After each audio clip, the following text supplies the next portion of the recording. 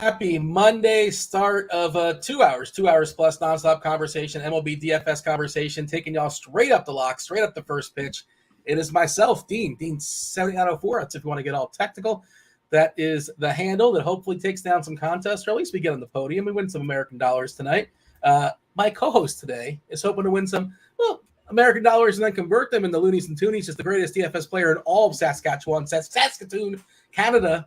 It's TJ Zwarich.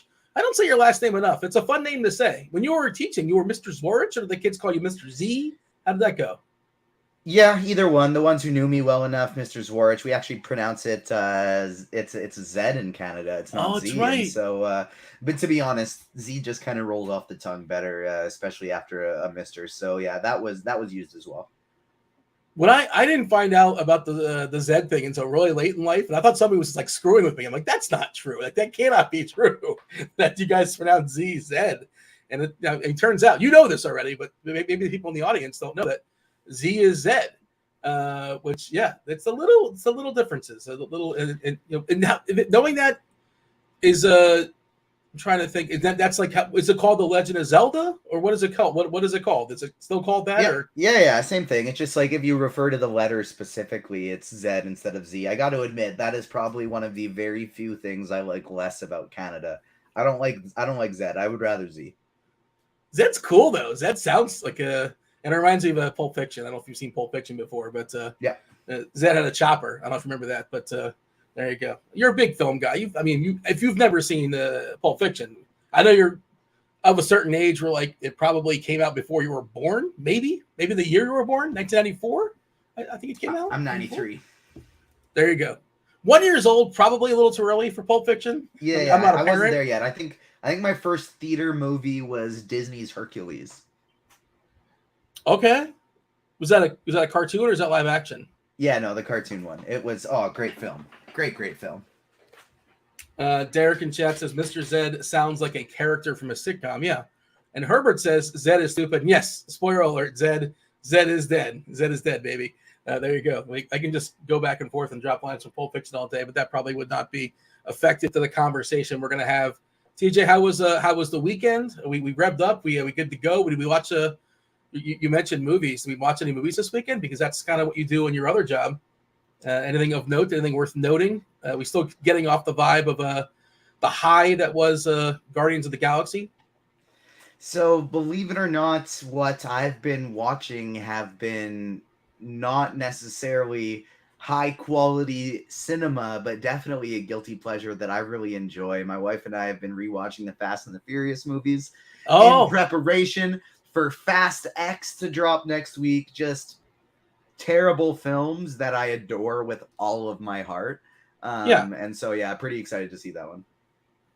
Is there anything like in the rewatches, anything kind of stood out? Like you forgot, like, oh, that's the most absurd. What is the most absurd all thing that is? Can you point to one thing like this is the most absurd thing that happened in the Fast series? So believe it or not, we actually have a article coming to agentsofandom.com outlining the top 10 most absurd things that have happened in the Fast and the Furious series. This was not set up for the record. Yeah, no, that's coming out in the next couple days, kind of in preparation for the next movie to drop. But look, in the last movie, they went to space and they flew a car, a Pontiac Fiero, that had a rocket strapped to the top of it through a satellite and survived and made their way back to Earth. The Rock has grabbed a helicopter chain and pulled it from his bare hands and then restrapped it to a vehicle. Vin Diesel has stomped on the ground and caused an entire building to collapse from himself stomping on the ground. There's been some crazy things that have happened, but none crazier than in Too Fast, Too Furious, the second one, where Paul Walker, his character Brian O'Connor, looks directly at Tyrese Gibson's character Roman Pierce and says, "Forget about it, cuh." That remains the most ridiculous thing that happened in the entire Fast and the Furious franchise when Paul Walker says, "Forget about it, cuh." Well, there you go. It's been a while. I've seen at least half of them. I couldn't tell you which ones are which, but it's and like, look, people like to hate on the Fast and the Furious series. It is what it is, man. Like, you're signing up for a popcorn movie, and that's what you're going to get. You're going to get the most popcorn movie a popcorn movie can be. And The that's most. And like the best part is the names. The Fast and the Furious, Too Fast, Too Furious, Fast Five, Fast and Furious, Fast Five, like F9, the Fast Saga, and then Fast X, followed by the best one to me is that the 11th and upcoming one after this one this weekend, after all these names that they've dropped, it's Fast X Part 2. Oh, really? That's the best they can. What I saw was just announced. Vin Diesel said apparently. We'll talk baseball in a second. No worries. I promise. We're gonna get to it in a minute. Do hit that like button. Do subscribe. Do turn on those notifications. What's up, chat? I'm seeing your comments. A lot of people are commenting on the Fast and the Furious and talking about the most ridiculous scenarios. Dom jumping across the bridge and catching Letty. Where does that rank for you? Dom, of course, is Vin Diesel. That's gonna be on the nailed it, Dom Toretto. That's gonna be on the list. Another great one too is like he smashes into like a hook and then flies through the air off of a mountain as the hook attached to his car, only for him to land on the other side of a cliff and be perfectly okay. There's just some great stuff. And about the fourth one, they turn from race car drivers to the Avengers, and it's just absolutely hilarious stuff. That's where it went from like 1 to like on steroids, on 1 to 10. Yeah. Okay. That's where the series like fifth one maybe. It took the metaphorical Nas, right? They just really ramped it up for sure. Yeah, that's send me the link to the article when it comes out. I'll be curious to read it for sure. Just complete ridiculousness. They announced that the one coming out is the first of a trilogy, and I guess that's when they're theoretically ending it, supposedly. But they're never going to end this, right? It's a license to print money. Why would you ever end it?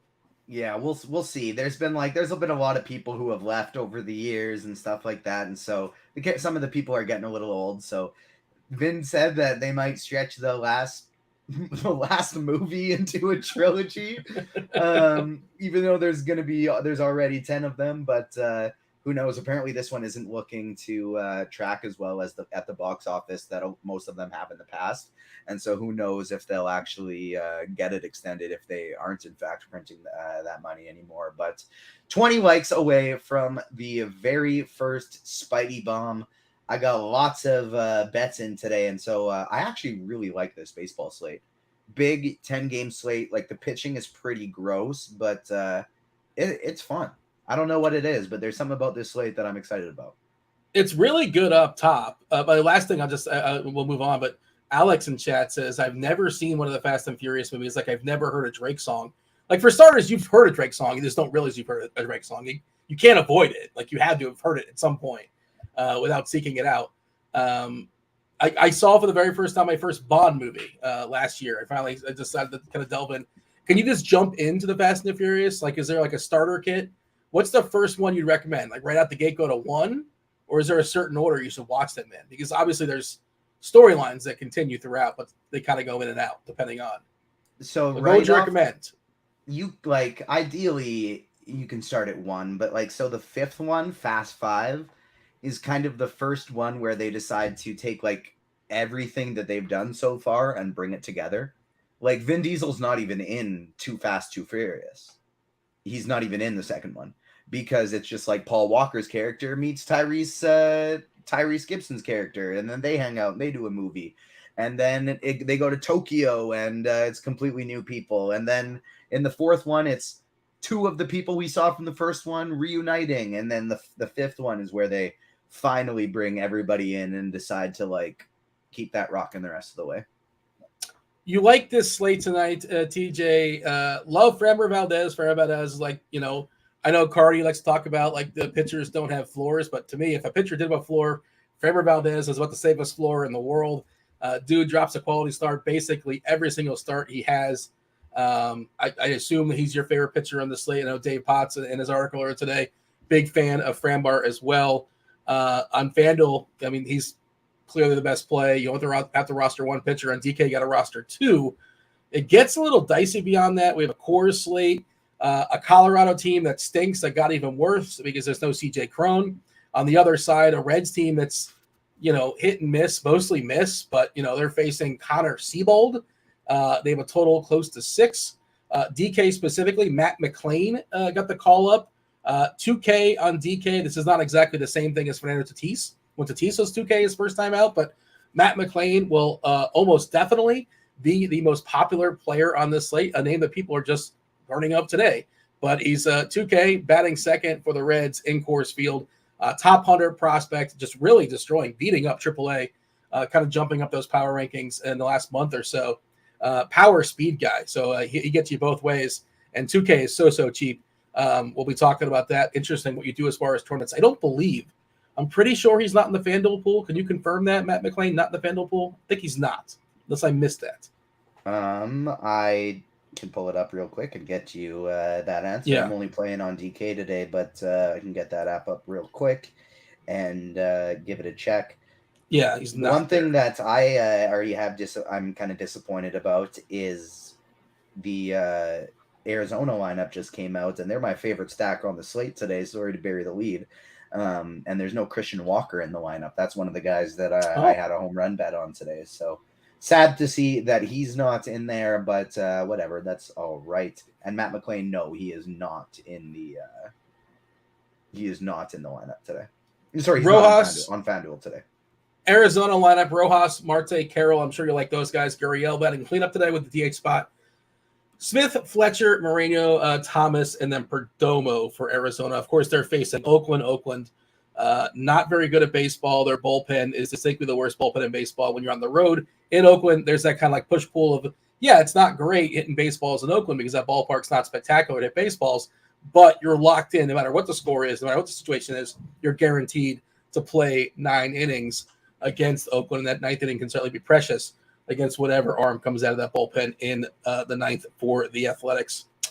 Beyond that, right, we have the Coors Field game, which perfect example is what we just saw Texas do the other day. Like Texas was winning 4-0, 3-0, going up against JP Sears, and then finally they got to the bullpen, and in the 8th inning they put up like 9 runs. Yes, yeah, I do remember that, and I think I had some of the Oakland stuff, and I kind of salvaged tonight. They're asking in chat, any plans of FanDuel adding McLean? I would guess no at this point. Sometimes you'll see they add the guys, the night before or really early in the morning. You'll get an email sometimes kind of alerting you that. But at this point, I can't imagine they would add anybody at the pool, 2 hours before the slate starts. Like I can't speak for the sites, but he's just not going to be in it, and that's that. Yeah, I agree with you. I can't imagine he sneaks his way in there at all. So your general overview on the slate, you liked Arizona. There's no Christian Walker. How much does Christian Walker hurt the rest of the lineup? Aaron's kind of speaking my language too. And I think for tournaments, I really like some SB2s for tournaments or even SB1 on FanDuel, a way to be different. I love Framber Valdez, but like historically not the greatest strikeout guy, but also he can go like 7 or 8 innings. He's super efficient. Another guy that can go like 7 or 8 innings because he doesn't walk anybody is George Kirby on the slate. It's going to be lost, but just if you're shooting for Ks, you're shooting for upside. Hunter Green looks really interesting for tournaments, and Pablo Lopez, like who likes to pick in the Dodgers, but I like Pablo Lopez more than you do. The generic you, probably you as well. I think Lopez I think he's totally underrated, and I didn't understand that trade in the offseason.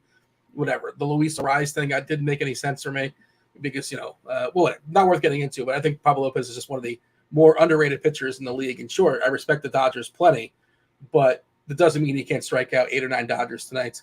And ownership-wise, it's really distinctly different. If we're going to pull up our ownership stuff right now, I'm going to kind of give it a refresh. Let's see. Looks like it came in about 20 minutes ago or so. So, this closer we get to lock, the more refined it gets. But on DK, you got to roster 2 starting pitchers, and Valdez clearly the best at 45% owned. Then there's Merrill Kelly versus Oakland, 37%. Charlie Morton at 25% versus Texas. Waka 21%, Peralta 15%. I would love to get your thoughts on Manoah and Flaherty because those guys are hitting some optimal stuff. At least some of the things I was running earlier today. And I'm going to have less in the field than them. It looks like it's kind of adjusted. I think the bat might like them more than our projections for what it's worth. But Hunter Green at 4%, Kirby at 4%, and Lopez at 4%. I don't know how many lineups you're running on DK, but I think you're supposed to get over on all 3 of those. So I will, except for Kirby. I don't have a lot of interest in him today now with with Boston's lineup today, like no Yoshida, it's not quite as strong as some of the ones we've seen, but I'm actually a lot more interested in a Boston stack today than I am, or even just Boston one-offs today, than I am going Kirby. The wind's blowing out over there. He's not somebody that I'm getting to, but I'm playing 300 lineups today, MMEing 2 different contests. And I will have Lopez and Hunter Green and probably be over the field on both of them. But George Kirby is not somebody I'm going to be getting to. Matt in the chat with a nice callback to your Fast and the Furious reference on Kirby. I'm going to go ahead and drop that. I didn't know how to spell that, but I assume that's what he was referencing. So Chief Meteorologist Kevin Roth, he'll be on in about an hour or so, along with Keith Eyster, and Tim, TastefulTides. They're going to take you guys straight up the lock, answer your questions. Of course, we're happy to answer your questions. As many questions as you had, many as we can knock out before we yield. Again, plenty of time to do that. Fire off your questions in chat. Do give us details if you're playing on Fanduel, if you're playing on DK, if you're playing cash, you're playing tournaments. If it's a large field, if it's single entry, that kind of stuff is certainly helpful. And welcome strategy questions. Strategy questions always, doesn't necessarily have to be, and it's probably better when there's strategy questions as opposed to this guy or that guy. But we're happy to appease all those questions. Weather-wise, does not appear to be much in terms of precipitation. For what it's worth, Colorado is currently yellow, but it doesn't seem to be very alarming just yet. You mentioned weather edge. The wind is blowing out in Boston at 10 miles per hour. Just giving a refresh, trying to see if anything changed. I saw a slightly positive environment. 147 games in that sample, similar weather. We've seen runs spike, jump up at 11%, and homers jump at 5%. I like the Mariners more than I like Boston, just because I like Kirby. Just doesn't walk anybody also, which is just nice to see. But also his Ks are not spectacular, and I can kind of understand why you might be thinking his ceiling is just not great. And if you're shooting for ceiling, you're probably more likely to roster a guy like Lopez or a guy like Hunter Green. And do we roster pitchers in cores? I think you can. I think you can with Green. His stuff is electric, obviously. And this Colorado lineup is really, really awful. Blackman, McMahon, Bryant, Moustakis, Grichuk, Castro, Tovar, Austin Wins, and Doyle. 24.1% K percent dating back to last season versus righties.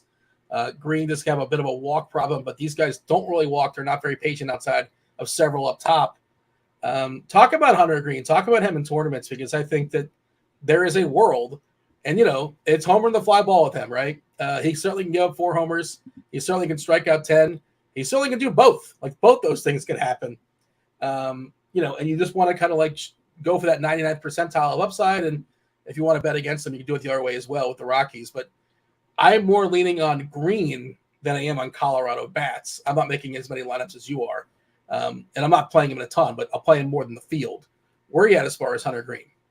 Yeah, I'm going to have more than the field of him as well today. High strikeout guy facing a weak lineup. Yes, it's Coors, but that's why I'm going to be playing both sides. I'm going to play Hunter Green, and then I'm also going to stack Colorado.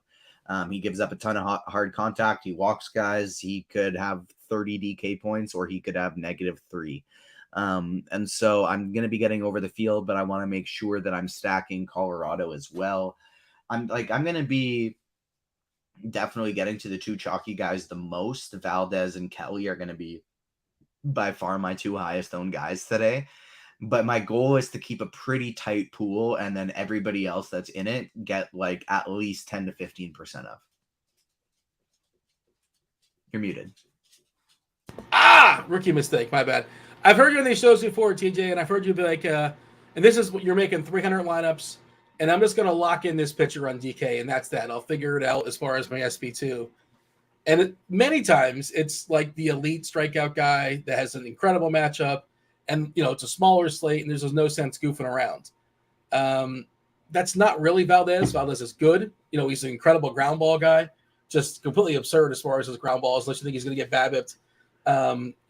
He's just rarely gets his face punched in, pulling up his ground balls right now in the season. And I think it's somewhere in the mid-60s. 62.6% as far as his ground balls. That's just ridiculous. A little bit unlucky as far as homer the fly ball at 19.2%, and still just 0.85 homers per 9.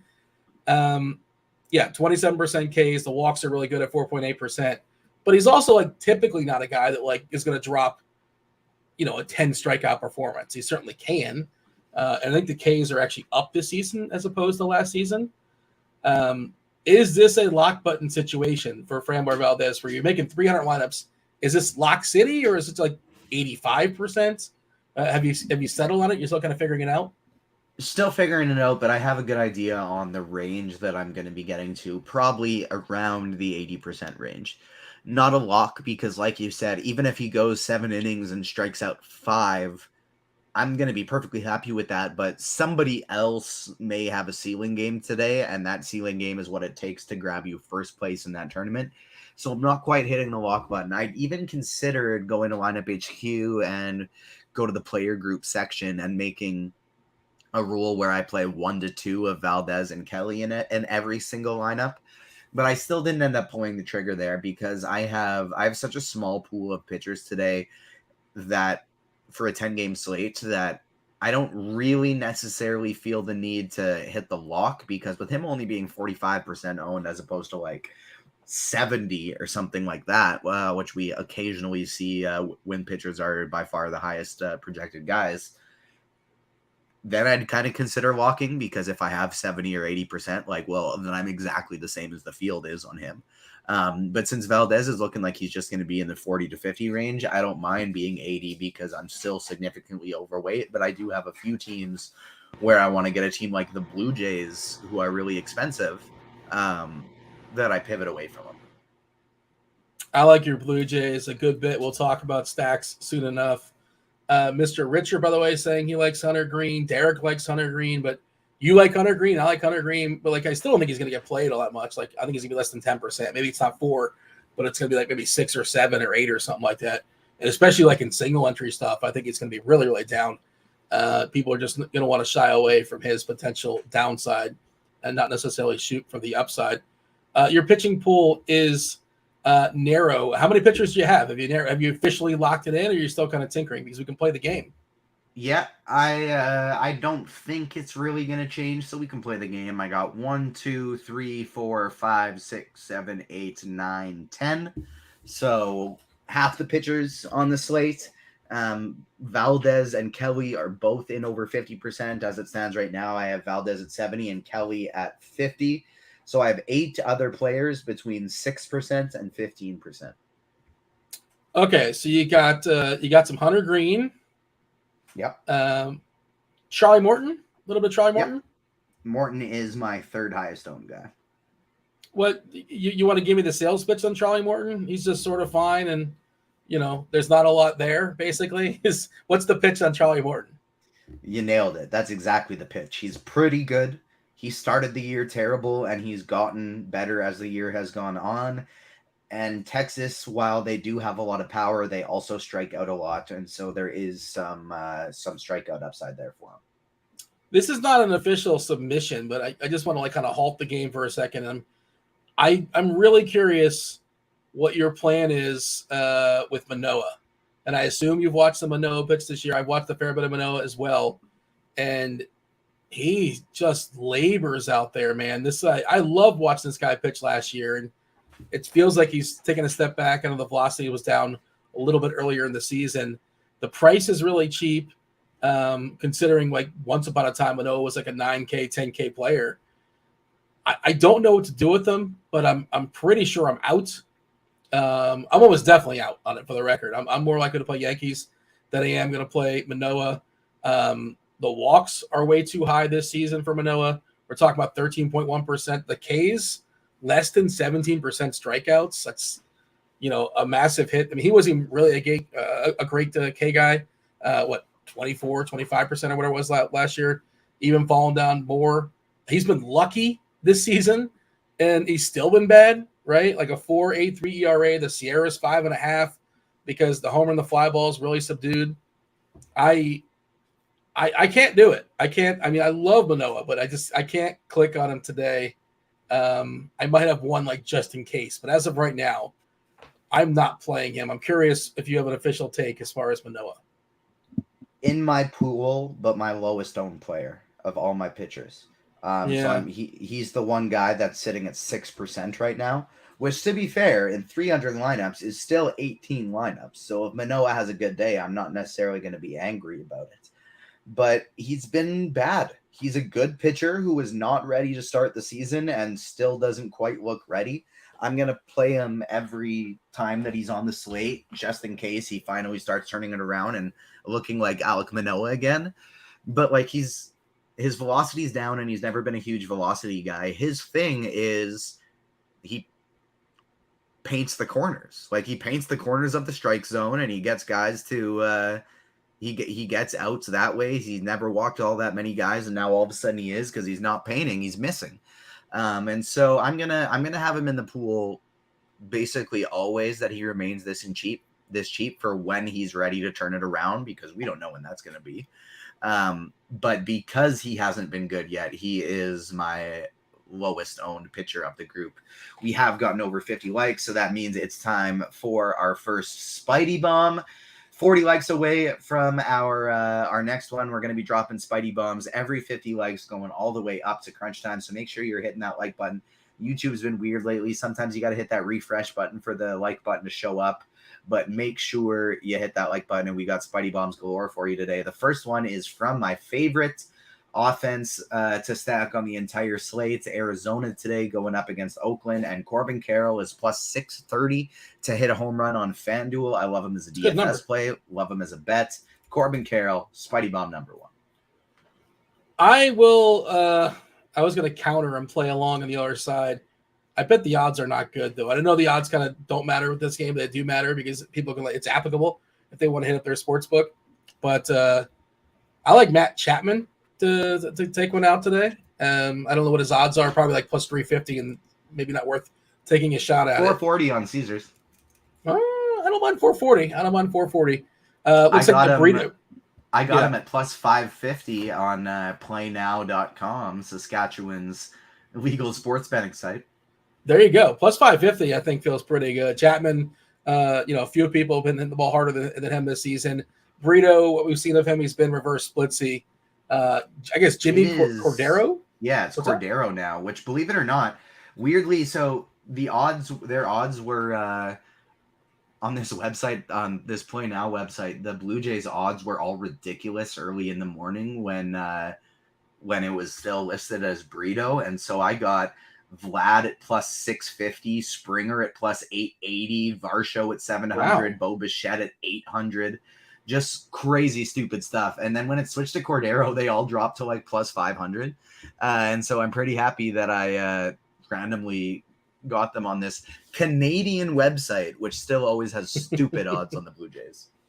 Cordero, for what it's worth, is just going to be an opener. He pitched a couple days ago, an inning and 2/3 on the 13th, inning and 2/3 on the 10th. So, he's probably going to be in there for maybe 2 innings or so. One at bat goes, Chapman will see Cordero most likely once, and then he'll see Burrito possibly twice. But yeah, Burrito has not been good. And he's been reverse splitsy, and the power righties there for Toronto are lurking. So, like you mentioned before, Toronto's one of my favorite teams as well. They are pretty pricey. Although on like FanDuel, like Springer's like 2.8 or 2.9, which is pretty goofy. There's some weird prices, some cheap players like Trey Turner's really, really cheap. Machado's still really, really cheap on FanDuel. You can like make an all-star lineup on FanDuel with Framber Valdez. It's not terribly hard to make that work. But I will join along and play some say Matt Chapman, and I'll be more ambitious as we go along as well.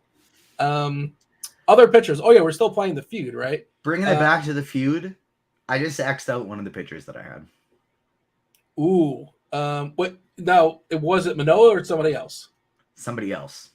I'm gonna say, you know what? I'm gonna say who you X'd out it. I'm gonna be bold enough and to say you had some Jack Flaherty. And you said, I can't play Jack Flaherty. Nailed it. I nailed it. That's the real Dean's Dong. You absolutely nailed that one. I was looking at 10% Jack Flaherty, just seeing that little 30 beside his names and 30 different teams, and just like, I can't do it. He's just been so bad. He's been terrible. I don't want to say he was combative with the media. That quote kind of got taken out of context. I don't know if you watched that conversation, but he was sort of talking about like changing his velocity. He's like, I always change my velocity, but his peak velocity is down for the year. And he was talking about how like mixing velocities, changing velocities is kind of a philosophy, but he really can't ramp it up like he used to ramp it up. And also, I don't know if you're following the whole saga. We don't typically get into this kind of stuff in DFS, but just the Wilson Contreras situation where they came out and said, they signed him to like a 4 or 5 year deal, threw a bunch of money his way. And they said, look, this guy's not as good a catcher as Yadier Molina, the Hall of Famer. Like, oh, really? No, who would have saw that coming? He's going to be our DH. And then after a week or so, like, we're going to make Contreras start catching again. So, like, the combination of those two, like now Contreras is catching tonight for the first time in a while. And then Flaherty, who's just been so all over the place. The one positive, I guess you can say, he's facing the Brewers, and the Brewers kind of stink. But I don't think I want to mess with it is the long and short of it. And that's kind of where it sounds like you're at as well. This season, 15.3% walks. That's just too many walks for me. And this Milwaukee team is not great, but they walk a lot. Look at these walk rates on the plate IQ. Winker at 13, 14%, Adames at 10%, Tellez at 11, Contreras 11, Yelich at 10. It's a very patient team. 10% overall as far as walks. So Flaherty's he better throw strikes. And he might. And he also might throw his fastball a little bit a tick or two below the standard velocity that he was used to several years ago. It's just a full pass for me, and it sounds like it's a full pass for you as well. Other pitchers that you have rostered is Michael Wacha. Wacha's in your pool, yes? Yes, he is. Barely, but he's there. I got about 10% Wacha. Who else would you get a pinch of? How many guys are left? You might have some Freddie Peralta.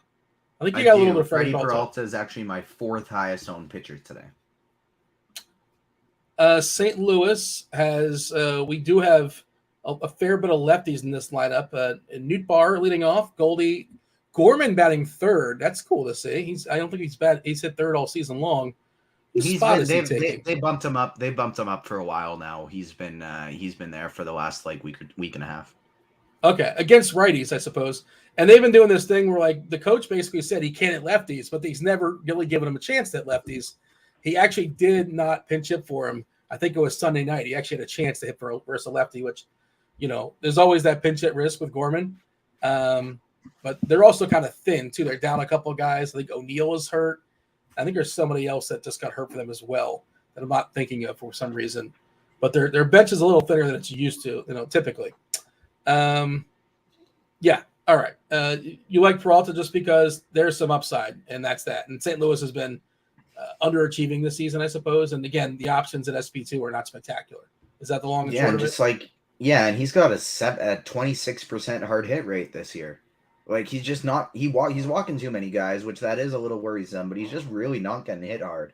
And so on a slate where we're not overly confident about any of the SP2s, he's somebody that I want to be overweight on today. Derek in chat, any thoughts on Tanner Houck? My thought is you probably don't have him in your pool, and you're probably more likely on Seattle, but you tell me. Correct. Nailed it. Yeah, you're running 300 lineups and Houck's not in the pool, and I don't think I would get there either. That's pretty much where I'm at. Not a lot of Flaherty love in the chat either. Let's see. Oh, Cloud's playing Hunter Green in single entry. I love it, man. Go for it. I'm not going to besmirch. Ricky Bobby style, by all means. Green can absolutely strike out 9, 10, 12, whatever it may be, for facing this Colorado team, which is pretty inept. Anything else? Oh, is there anybody else we missed, or is there one more pitcher in your pool that we have not acknowledged their existence of? There is one more that we have not yet acknowledged the existence of. Okay, so it's not Rucinski. Well, no, I don't think it's Rucinski. It's not Seabold. It's not Burrito. It's not Falter. It's not Syndergaard. It's not Keller. It's not Wood. It might be Jamison Taillon. I think it's Jamison Taillon. A pinch. Ding, ding, ding. You crushed it today. I don't even think you had any X's. No, you even nailed the one I X'd out of my pool. You're on the ball today. I'm on top of it, man. I'm on top of it. I don't really have any bold stands in this slate, but I feel like that means I'm just playing too chalky. I feel like it's pretty clear who's in the bucket and who's not in the bucket today, I think. And you don't love Taillon, I assume. Speak for yourself, but he's pretty cheap, and SP2, what is the what's the opportunity cost? He probably survives it, probably gives you like 15 points or so, give or take, and that's probably okay. And you get a couple extra bats. This is such like a nice block that I have right now. It's 70% Valdez, 50% Kelly, Morton, Green, and Peralta are 15, and then Waka, Tyon, Manoah, and Lopez are all 10. Yeah, that's fine. I have no issues with that. Trying to see if any new lineups are coming out, any new information. I thought there was a chance that Corey Seager plays baseball tonight, but maybe he's been rehabbing for the last several games. Oakland came out, Ruiz, Noda, Rooker, Blade, Langoliers, Loreno, Peterson, Diaz, and Allen. No other lineups just yet.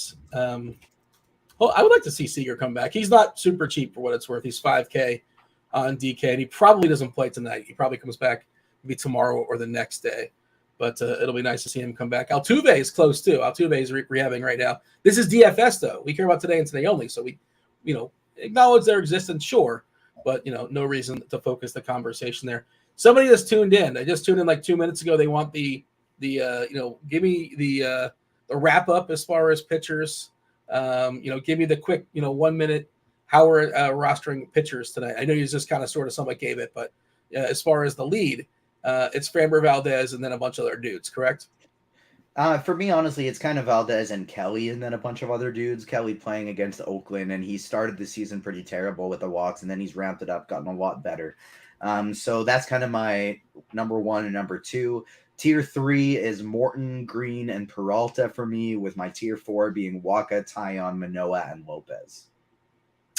All right, let's talk about stacks. Before we do that, before we talk about stacks, we do want to mention Will. You guys know Will, Chief Justice. He's got the leads, of course, the leader of the prop shop, the Discord channel. The Discord channel, it's free. Jump in that Discord channel, rotogrinders.com/Discord, and you just go into the prop shop. Prop shop doesn't cost you anything. Don't have to be. Just have to have an RG account. He's 10:30 in the morning. You got to wake up early. Even you got to wake up 8:30 in the morning, which maybe you're up that early. I don't know. You got to check out Will's brand new show, Take Your Pick'em Show. And basically it delves into the world of such things as prize picks and underdog and props. And you were talking about this earlier, kind of, builds into the conversation, different sites, but same principle. You got your bets in super, super early. There were some soft lines. And now if you want to get those lines you were talking about earlier, you can't get them because they've sharpened them up. The day has progressed. People have hit them pretty hard. And that's where Will comes in. He'll help you out and help you find the vulnerable lines on such sites as prize picks, on such sites as underdog. And do check that out on this very page. That's why, that's why you hit the like button. Just the like button because, it's courteous. And what else are you going to do with your hand at this point? It takes 1 second, slide it on over, hit the like button, but you subscribe so you know when that show goes live. Although I did just tell you, 10:30 in the morning on the East Coast. Check out Will, Chief Justice, the Take Your Pick'em show. By all means, if you guys play on such things as prize picks and underdog, you're not in a legalized sports gambling state, have at it, play there. Let's talk about stacks. I'm going to give you the consensus. Myself and 3 others. Let's see, the Luch, Head Chopper, and Keith Eyster will be on later.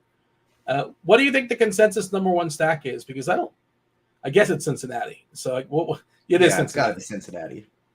Beyond that, it's Toronto, which I had Toronto too as well.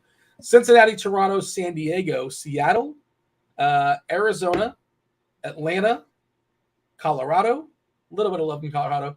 And that was the only one that mentioned the Yankees because I'm just like, what if Manoah is still broken? I put the Yankees 5 because who knows? I don't really trust Manoah. And I think I was going to say an interesting leverage stack, but I thought Manoah was going to be more heavily owned earlier in the day. And I think that's been corrected. I don't know if corrected, adjusted, I would say. Doesn't seem like he's going to be as popular, maybe 15% or so. How do you feel about that list? You agree? You disagree? Well, you mentioned you like Arizona. 2 people have Arizona, 2 people don't. Keith and the Luch both put them in their top 5. Myself and Head Chopper did not. I'm not besmirching. I'm fine with Arizona, just we can only roster 5. That will be your number 1, all things considered? Or is it since dipped with Walker being out? No, I'm honestly just going to be having whoever is facing Oakland as my main stack every single night until it stops working. And it's been working really well so far this season. So I'm just going to keep doing it. Arizona and Cincinnati, I both have in as like my number one stack. They're the only two teams that are above 10% stacks, and they're both going to be in about 18% of my lineups as a full stack. After there, I kind of go San Diego, Atlanta, the Yankees, the Dodgers, the Blue Jays, the Rockies, the Twins, the Red Sox, Seattle, Milwaukee. I kind of like all of those teams pretty close to equally today. And then I'm mixing in a little bit of Philly and a little bit of San Fran as well. But that's kind of the extent of my pool. Tier 1 is Cincinnati and Arizona. Tier 2 is a whole plethora of teams. Like, yeah, Toronto's Toronto, not in the, yeah. Toronto, San Diego, Atlanta, Colorado, probably. And then tier 3, the Yankees, the Dodgers, the Twins, Seattle, and Boston. By the way, shout out Herbert and shout out Herbert's wife. I'm sure it's a true story. Herbert's wife loves the Spidey bombs. TJ is her boy, no doubt. How many more likes do we got to get? We got to get Herbert's wife hit the like button as well. We'll watch on multiple screens. How far away from Spidey bomb number 2? I know we're lurking. 14 more likes for Spidey bomb number 2, and we had 2 bad days in a row of Spidey bombs. And guess what? Uh-oh. We never have 3 bad days in a row of Spidey bombs. So things are turning around. We got Carol as the first one, and we got more coming. So make sure you're hitting that like button. Is Spidey going to get reprimanded? Does he get lectured? How does that work if he tanks for 2 games in a row? 2 days, it's home runs. It's fine. It happens. It's variance. That's baseball. It's hard. Day 3 and 4, that's when we seriously reevaluate. Now that happened once last season. It hasn't happened yet this season. But when we get to a couple days struggling in a row, when it gets 3 and 4, if it ever hits 5, that's when we swap. Spidey's got to take a vacation. He's clearly too distracted. We'll bring somebody like Goku in. But I don't know. Well, there's no point in talking about that because that's not even going to happen anyways. And so Spidey bomb number 2 today. We have just reached 100 likes. Keep getting those likes up so we can get multiple Spidey bombs today. I want to get at least to 150 so that we can get our third Spidey bomb out here. But the second Spidey bomb today is Alex Kirilloff for Minnesota. We're sticking with the strong odds today. I got a parlay with Kirilloff to hit a home run today. Dre was sending me some of his bets, and he's got Kirilloff to hit a home run today as well. We're both on it. You can find him for plus 625 over at Caesars, plus 650 over at Caesars, and plus 600 on Fanduel. So Alex Kirilloff is Spidey bomb number 2. Can I tell you an interesting observation I had on Kirilloff this weekend? This is just, it concerns me. It's kind of annoying, and I'm always obsessed with like guys getting pinch hit for. He hit 2 homers in the same game. 2 homers in the same game. He was 3 for 3 in this game. And they were up like 5-1 or so in the 7th inning, and they still pinch hit for him. Like some managers would say, they brought in a lefty. They brought in a lefty, and they gave him the hook. They're up like 5-1 in the 7th. Don't hold me to that score, but they're up by several, I believe, pretty late in the game. Like, let the dude try to get his 3rd homer. Like, give him an at-bat versus a lefty. Like, he's hot, whatever. If that kind of thing matters to you. I know the computer's going to say, well, it's a lefty on lefty, and Kirilloff isn't great against lefties. We got to kick him out of the lineup. And I thought that was just sort of noteworthy because, like, that tells me that, like, okay, he's just going to come out versus a lefty. And, like, if he's not going to stay in the same game, in the game where he had 2 homers and is 3 for 3. So in that game, they pinch hit 4 straight guys in a row, and he was one of them. I just thought, I don't know what his pinch hit risk is. Yeah, but like that was the inning that they went from being up 5-1 to 11-1. So they scored 6 runs in that inning. Okay, so was it like 10-1 when they pinch it for him? Because maybe that's what I'm missing. Yeah. Okay. So at the bottom of the 7th, Correa hit a home run, and then he got pinch hit in the 8th, I believe, where Joey Gallo doubled, and then that made it 7-1. And then they bumped it up to 11-1. Yeah, he was hitting next, and then he got so 7-1. Yeah, then they Oh, it's only 2 other guys pinch hit. It wasn't 4. My mistake. I misread the thing there. But yeah, they hit. Even still, 2. though, like let the guy get his third homer. I mean, the I game's agree. I basically, agree with you 100%. It's like, let him have a day. I don't know. And it doesn't mean they brought a new pitcher in and like ended up putting him in Carlos Correa's spot the next inning. So I think they were doing like a bunch of wonky stuff. Izzy wants to know it was a defensive move. I don't think so. Kirilov, does he DH a fair bit? He's a first baseman. I think they could stick him in the outfield, but I think Gallo might. I think actually Gallo like a pretty good fielder. Actually, I'm not sure what he is doing these days. This is like an area of specialty without that I looking don't have. Without looking too much into it, they had a big inning and then did a few wonky things. And then the very next game, he had 6 at bats. Like it's definitely something to keep an eye on if it happens more often. But I think it was more like without having been watching the game, I think it was more just something weird happening. Yeah, looks like the Dodgers have 3 lefties in their pen for what it's worth, and I can certainly see like Syndergaard going 2 times around, and then getting the hook around 5th or 6th inning or so, and depending on I think that Kirilov probably is going to bat second. I think that's where we're projecting him to bat. Yeah, but, he is. They already got that lineup out. Okay, yeah, there it is. Gallo, Kirilov, Correa, Buxton, Polanco, Larnack, another guy they give the hook to, left on left. Farmer, Gordon, and Vasquez, the Minnesota lineup. Okay. Padres just came out as well. Tatis, Cronenworth, no surprises, I don't think. Tatis, Cronenworth. Up to second again, I think, is an interesting development. Who's this? Oh, no, we had him projected there. Never mind. I just hadn't noticed for the last few days. I thought he was still in that 5th spot. Yeah, Tatis, Cronenworth, Machado, Soto, Bogarts, Carpenter, Kim, Grisham, and Nola. What are we still waiting for? Waiting for the Dodgers, the Phillies, the Giants, and the Royals. Anybody else? That's it, right?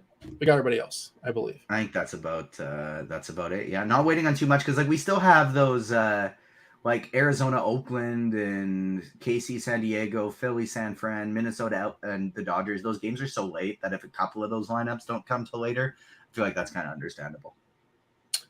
Derek's got a question in chat. DK tournaments looks like a 2v2. Freeman and Kirk. Freeman and Christian and Alejandro Kirk. Christian Kirk is a receiver for I mean, he's not available. He might be okay in the outfield. Cover some ground for sure. Freeman and Kirk versus Rizzo and Contreras. So there's no correlation. That's William Contreras for what it's worth. So that's Milwaukee Contreras, right? So Rizzo, Milwaukee Contreras versus Toronto, their catcher, Kirk and Freeman. You have a preference amongst those Freeman, 2 v2? I think. Let's see. Alan wants to know stack Mariners or the Padres in single entry. You're picking one of those 2. You want the Mariners or the Padres. Mariners will be less owned for what it's worth. Depends where you're playing, but like the Tatis is 3.7 on FanDuel, and Soto is really cheap over there too. Cronenworth is super cheap. Like the Padres will be very popular, I think, on FanDuel because again, Tatis 3.7 seems kind of egregious. Soto on FanDuel at 3.5 seems pretty egregious. 5.3 on DK, and Cronenworth I believe is 2.8. Yeah, he's 2.8 over there. 3.8 on DK. You have a preference in single entry Mariners versus the Padres? Padres for me. I think Padres are going to be like kind of on that same tier as the Blue Jays for me. All right. I'm just trying to catch up on chat as well. May have missed some things. What is the Dean narrative of the day? Did I say there was a narrative or no? I think that was about the. If I'm not mistaken, that might have been about the Kirilov thing. But we were just trying to figure out what was going on there. Okay. Yeah. So I feel a little bit better about that, but I think that obviously there's a chance, and a lot of these guys there's a chance, and depending on situation, and maybe you shouldn't necessarily, especially making a bunch of lineups, make your lineup so defensively. Think about like if you're right, like what if things go well, right? As opposed to like worst case scenario when your lineup's going to be dead anyway. Kurt missed our conversation as far as pitchers. Are we on green? Sort of, right? Like it's not like you talk about it. I think we're on green more than the field is. Yeah, we're on green more than the epitome of the high risk, high reward pitcher on this slate. He's a high upside guy who's going to strike out, who has the potential to strike out a lot of guys, and he's facing a terrible lineup. But at the same time, this is Hunter Green, and this is Hunter Green in Coors. He walks a lot of guys, and he gets hit really, really hard. So this could get dangerous in a real hurry. And so Green is the epitome of risk reward today. Know that when you're playing him. If you're putting all your money in a single entry today and you're rolling with Green, just know that, like, yeah, you got a lot of upside, but that's also a very risky scenario today. And so I have 70% Valdez and Kelly, and then Green is in my tier 2 of pitchers who I only have 15% of, with Morton, Green, and Peralta. I don't think we spend enough time on Lopez, because I think you speak of the epitome of upside. I think he also can fall in that category. Highest carry on the slate. It's just he's 10.1K versus a guy like Hunter Green who's 8.3. Like, I feel like they have similar ceilings, you know? Oh, yeah, for sure. But, like, again, Lopez, I love his K stuff. Taking a jump this year with 32%, 31.2%. The walks are good at 7% as well. A few too many fly balls, but hopefully the BABIP, the homer in the fly ball rate is on his side. Obviously, the Dodgers. Since it's Monday, it took a while for the umpire data to come in, and that game so far is the only one that has come in with a extreme pitcher's ump. Ooh, yeah, and I always feel like we have to note this on Monday when we have new series, or on Thursday or Friday, depending on before the series starts. Sometimes the umpire stuff gets shuffled around, and before the game, you go to second, not third, yada yada. But this is the best we got as of right now. And assuming that holds, like, I don't need it, but I'll take it. I like it. I'll take an extreme pitcher's umpire. Yeah. Not that big of a deal for me, but it's enough to bump him from that tier 3 that I'm getting 10% of to the tier 2 that I'm getting 15% of. What is, I think we have to have the conversation as far as Matt McLean. Matt McLean, 2K on DK, batting second for the Reds. Top hunter prospect. Power and speed, just absolutely wrecking AAA. Got the promotion, facing Connor Siebold. Are you doing anything as far as suppressing his ownership? I think he's going to be. I think it's pretty clearly he'll be the most popular hitter on the entire DraftKings slate. I'm going to check our ownership stuff, and I imagine it's going to be pretty popular. Yes, no relation to John McClane, as far as I know. Matt, nice try. Do you know John McClane? A little bit before your time, but you may have seen it before. Also, like horror movies. All right, there you go. Well done. So we're looking at let's check out ownership. I'm guessing it's around 30%, which is a pretty big number. So this is kind of how I'm looking at this. This is optimally the best hitter on the slate by far. He's a flat 2K. He's playing in Coors. He's a prized prospect who's been absolutely crushing it. Now, even with from a tournament standpoint, even without looking at this from he's a prospect, and when a prospect gets up to the major leagues, it's a totally different story. I mean, one, he's facing a pitcher that's not exactly a major league pitcher, so he's just getting more of what he's used to. Maybe he's never played in Coors before, and it's going to throw him off, and he's not going to be able to read the ball. Putting all that stuff aside, that's kind of all irrelevant to me. I don't care. That's just searching for a narrative to kind of suit what you're wanting to do anyways. Just look at Fernando Tatis's first game. He was a flat 2K. He was over 50% owned, and he went 0 for 5. It's baseball. That happens all the time. If you want, he is the best play on the slate, but will also be by far the highest owned hitter. And so if you have a chalky team, maybe you look to fade him in that lineup.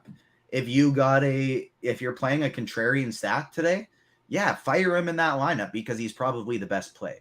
Look at it, to quote our guy Blender here, it's not about the ownership of the one player, it's about the ownership of your entire lineup. So you can play this lineups, guy, not players. Yeah, it's lineups, not players. Exactly. So you can play this guy if the rest of your lineup is low owned. Just maybe keep in mind that in tournaments today, he's going to be very highly owned. So if the rest of your lineup is chalky, you may want to go elsewhere today. Me personally, 2K on DraftKings and I'm playing 300 lineups, it just allows you to do so many things today. He's probably going to be in pretty close to half. Like, he'll be my highest owned batter. I'm not going to let this guy make or break my slate. I'm still going to have 150 different lineups today with him not in it. But because I'm playing so many, I'm still probably going to get him in about half of them today. And like, just know that he's probably going to have a very good game, but is there a 50% chance he's the top shortstop on the slate? No, not probably close. not. No, not even close. Exactly. And so, definitely something to keep in mind. It's like, we got some people in chat saying I'm going to fade. Some people in chat saying I'm playing him on 100%. Yeah, he's not on Yahoo. He's not on Fanduel today, but he's flat 2K on DraftKings, and it's a mega it's a prospect who's been crushing in Coors against a AAA level pitcher. Everything lines up for this to be great. And like, what are we currently projecting him for ownership? 31%. 31%. Like, that's honestly not that ridiculous. And so I'm personally okay with getting like 50% today. 348 batting average, 12 homers, 10 stolen bases, 38 games in AAA this season. We don't do the position by position. That's not the purpose of this show. This is more of like a conversation and an overview. We hand it off to Crunch Time. Crunch Time comes in at about 15, 20 minutes or so. You got Tasteful Tides. Yeah, Ice, Keith Eyster. You have Chief Mineralogist Kevin Roth. They go around the horn.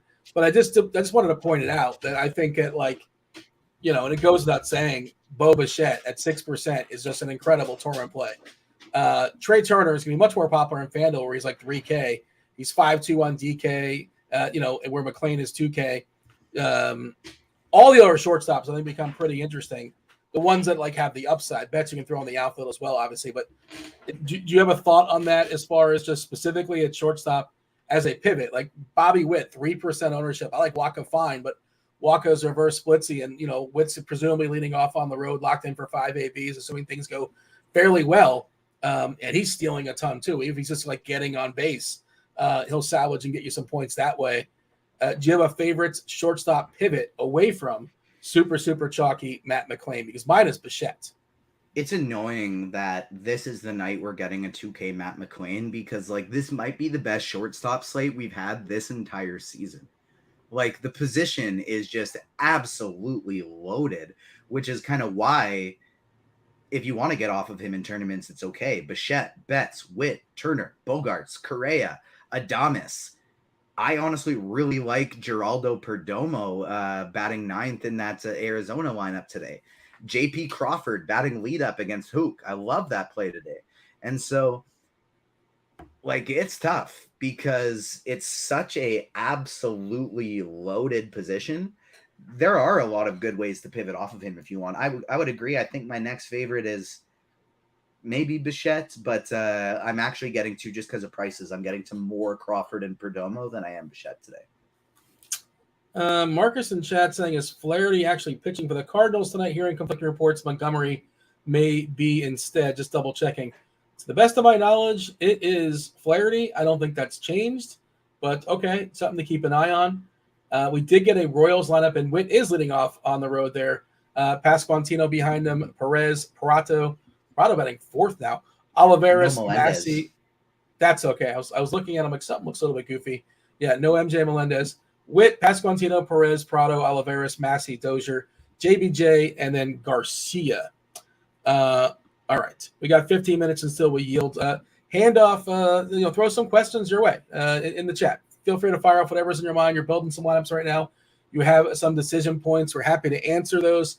Maybe we'll play the stack game in a few minutes. Again, 15 minutes or so. Where are we at as far as likes? Do we have a third Spidey bomb on layaway? Still need 30 more likes for it to hit our third Spidey bomb, but we got almost 400 people watching, so that should be nice and easy for us. Hit that like button. You might have to click refresh on YouTube. It's been a little wonky lately. Hit refresh, hit that like button, and we got one more Spidey bomb coming for the people. While we're waiting for them to hit that like button, why don't you tell the people about Stat Hero? Well, Stat Hero is a unique fantasy sports platform you already know, you already love. It allows users to compete against the house instead of against players in the chat, instead of against players like myself or TJ. The Searing 12 contest may be over. The Searing 15 contest for the NBA playoffs and the Searing 20 contest for MLB Pick'em are just getting started. Join this free contest, free-to-play contest, and win to start your streak. Keep your streak alive by playing each day.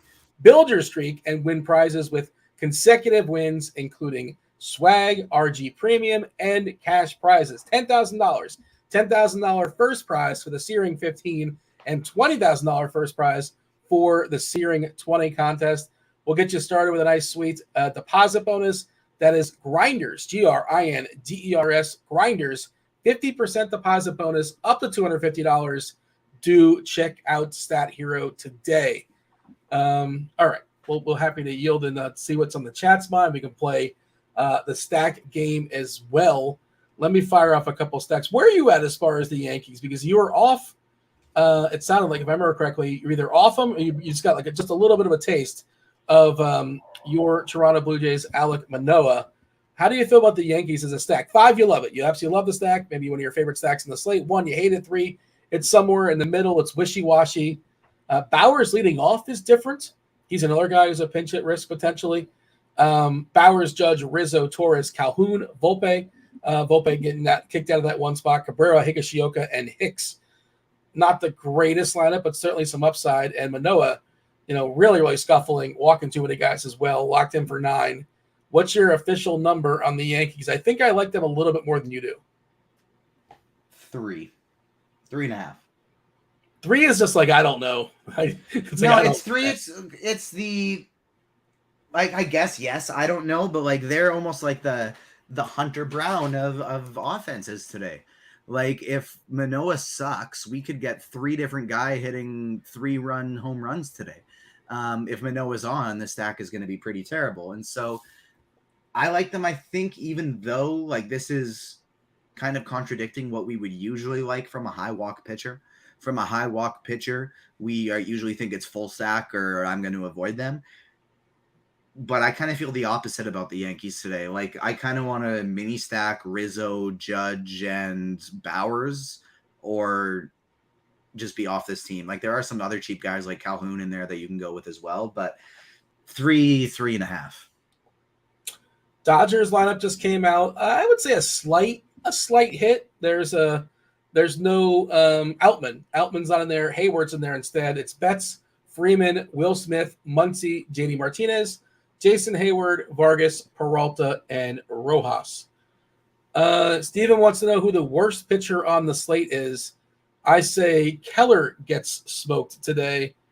Yeah, I like the Padres a good bit. There's a 5.5 total on that side. If you look at Brad Keller, I like to kind of look at the slate as a whole as far as all the pitchers. And Sierra-wise, Keller has got the second worst Sierra on the entire slate. The worst is Rucinski, and that's a small sample there for Oakland. The worst is every single pitcher who's going to pitch for the Oakland Athletics today. Yeah, I mean, who's the guy? Is it Fujinama in that bullpen? Look at his numbers on the. It's so just bad. Horrific. Like, it's so bad. And he's the guy I think they actually paid him a bit to come over here. He started in the rotation. They threw him in the bullpen, and generally, when you're getting kicked out of the Oakland rotation, things are not going well. They distinctly Kaprelian looked like their second best pitcher behind Sears all season when he started, and then they immediately put him back down to the minors after. Yeah. They said you only gave up 3 runs? That's too good. You can't be here. Go back down. There really isn't tanking in baseball. There's just like ways to skim money, I suppose. But but we should talk about let's try to trigger Roth because did you see what the Nationals did this weekend? Did you happen to catch the Nationals? Gosh, that was ridiculous. They are the worst organization. Well, thankfully Oakland, but Oakland I think is going to get better once they move to Vegas. I would imagine so. I would hope so for everybody's sake. But the Nationals, the way they're stealing money from their fans, we can dig into it. The Mets bullpen, the Mets broadcast was lighting them up. They just could not believe the absurdity of the Nationals. Roth has got a long-standing history, does not like those Washington Nationals. Maybe we can kind of set them off. This season, by the way, I did pull it up on the fly here for, 2023. So 23 innings for Fujinama, 32 earned runs. That's the thing. This is, I don't want to make it sound like I'm making fun of them because this is a good point. But like somebody says in chat, so the D-backs are finally going to crush leaving Phoenix and going to Oakland Coliseum. Well, Yeah. we could be in a stadium where there are no fences and it's impossible to hit home runs. And if I'm the one pitching, the team is still going to put up a ton of runs. And like, that's kind of the case I'm at with Arizona today is like the pitching is just so bad for Oakland that I'm going to load up. I don't care what the ballpark is. It could be a ballpark with no fences and I'm still in to stack Arizona today. It would probably be my favorite stack on the slate, even with that being the case. We are only 9 more likes away from the third Spidey bomb, so let's hit that like button, and we can get one more Spidey bomb in here. Robert's pointing out, and this is true, but I don't know how influence works behind closed doors. But yeah, once the game officially starts, then it's like in the umpire's hands. But is it always a coincidence that the umpires just make goofy decisions in Washington? I have no idea. But yeah, letting them sit around for 4 hours and buy some beers and buy some hot dogs, and then kicking them out, and then the next day saying we're going to make this a double header where you got to pay twice.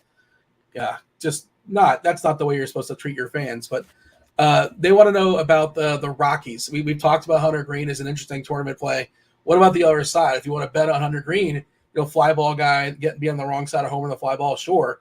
I assume you have some Rockies stacked. 300 lineups, you got to have some Rockies. I would imagine so.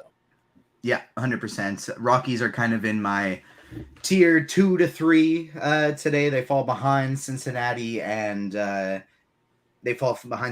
Arizona, but they kind of rank right alongside the Yankees and the Twins and the Seattle. So that's kind of how I'm dropping those guys today. I like Ryan McMahon quite a bit as an individual play as opposed to a full stack with him batting second today for Colorado. But outside of that, like they're not my main target, but they're in the next bucket. It's a revenge game for Moustakas, right? Former Red, wasn't he a Red not too long ago? I feel like he was. We haven't seen the best of him. Brian wants to know how we feel about the Giants. It's an interesting question because I don't know if we've even like acknowledged their existence on their slate. They are in my pool, but they are my least owned offense out of every team that is in my pool. So they just cracked kind of like the last spot. We do have 150 likes. We got over 400 people watching now. So if we want to be slamming this like button and get a 4th Spidey bomb in, I mean, hey, I'm not going to complain. I'm in. But we have reached enough to get the 3rd Spidey bomb. There's one player in all of baseball who has 4 Spidey bombs this season. Everybody else is limited to 3 or fewer. But there's one player who has hit a home run 4 times that he has been picked for a home run play. And he's going to hit his 5th Spidey bomb today. Plus 500 odds over on FanDuel. Is it a Mariner? Is blowing out, and Jared Kelenic is going to be hitting a home run today. There you go. I knew you liked those Mariners. I like Kelenic as well. Suarez and Teoscar Hernandez are pretty cheap. I like the big dumper as well, Cal Raleigh. We haven't really acknowledged the Astros as well, like another team you can consider. They have been playing Alvarez and Tucker back-to-back in that lineup. They're pretty expensive. Going to basically go unnoticed. On FanDuel, though, it is worth noting Kyle Tucker. I talked about you can make an all-star team on FanDuel pretty easily. Kyle Tucker, I think, is $3K over there as well. There's some really, really good prices on FanDuel. If you just want to play the best plays and just go 2-1-1-1-1-1-1, whatever it is. I saw somebody in chat say that one of the big tournaments was taken down with a 3-1-1-1-1-1 stack. Too bad Blender wasn't here to see that. We control him. I was curious. We're talking about the Giants, and they're starting with an opener, Connor Brogdon, a righty, then they're going to go to Bailey Falter, the lefty. I'm really curious how the Giants are going to structure their lineup, how they're going to start their guys, and how vulnerable some of these players are to the pinch hit. That somewhat concerns me, right? Because they're very much of a pinch hit driven organization, platoon organization, however you want to phrase that. Are we going to I'm really curious what they're going to do with their lineup, and does that mess you up a little bit? Because are they thinking about, I don't want to say punt the first inning or two against Brogdon, and they're going to roll out a bunch of righties for Falter, or are they going to start with lefties and they're going to take him out of the game when Falter comes in, What do you think their approach is going to be?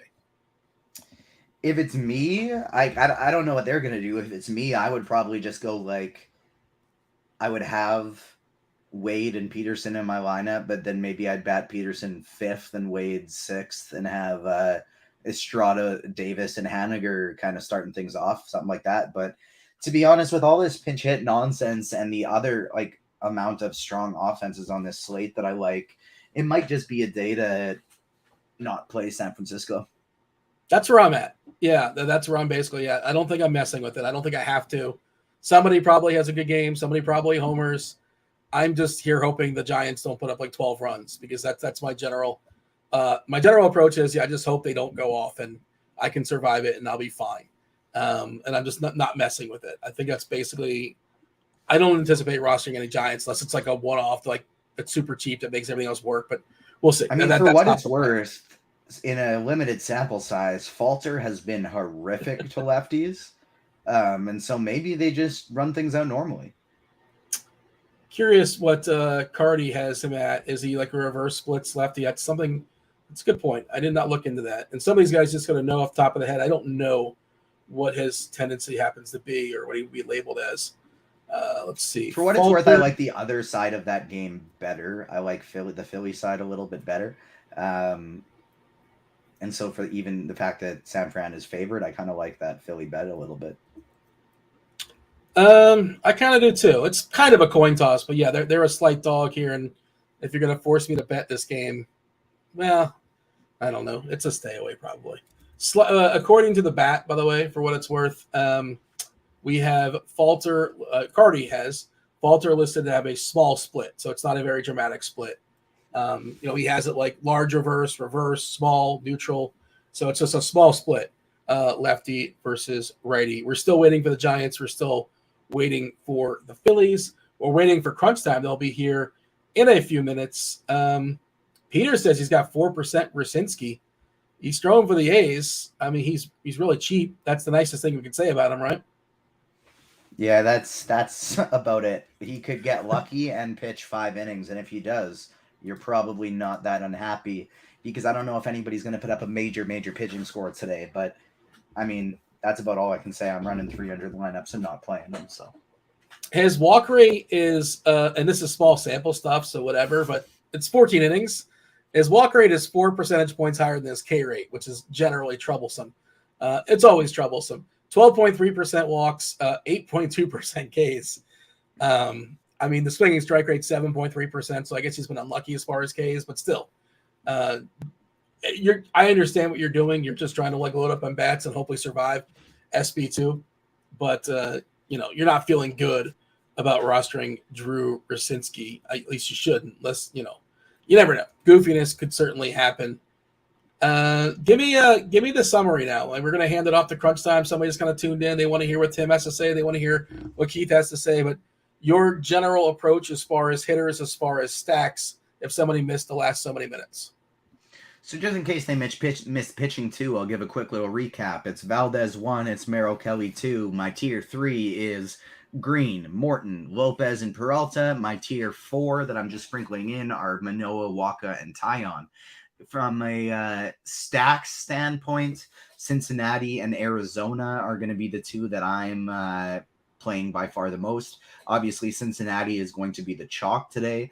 Arizona is going to be the team that I'm going to be the most overweight on.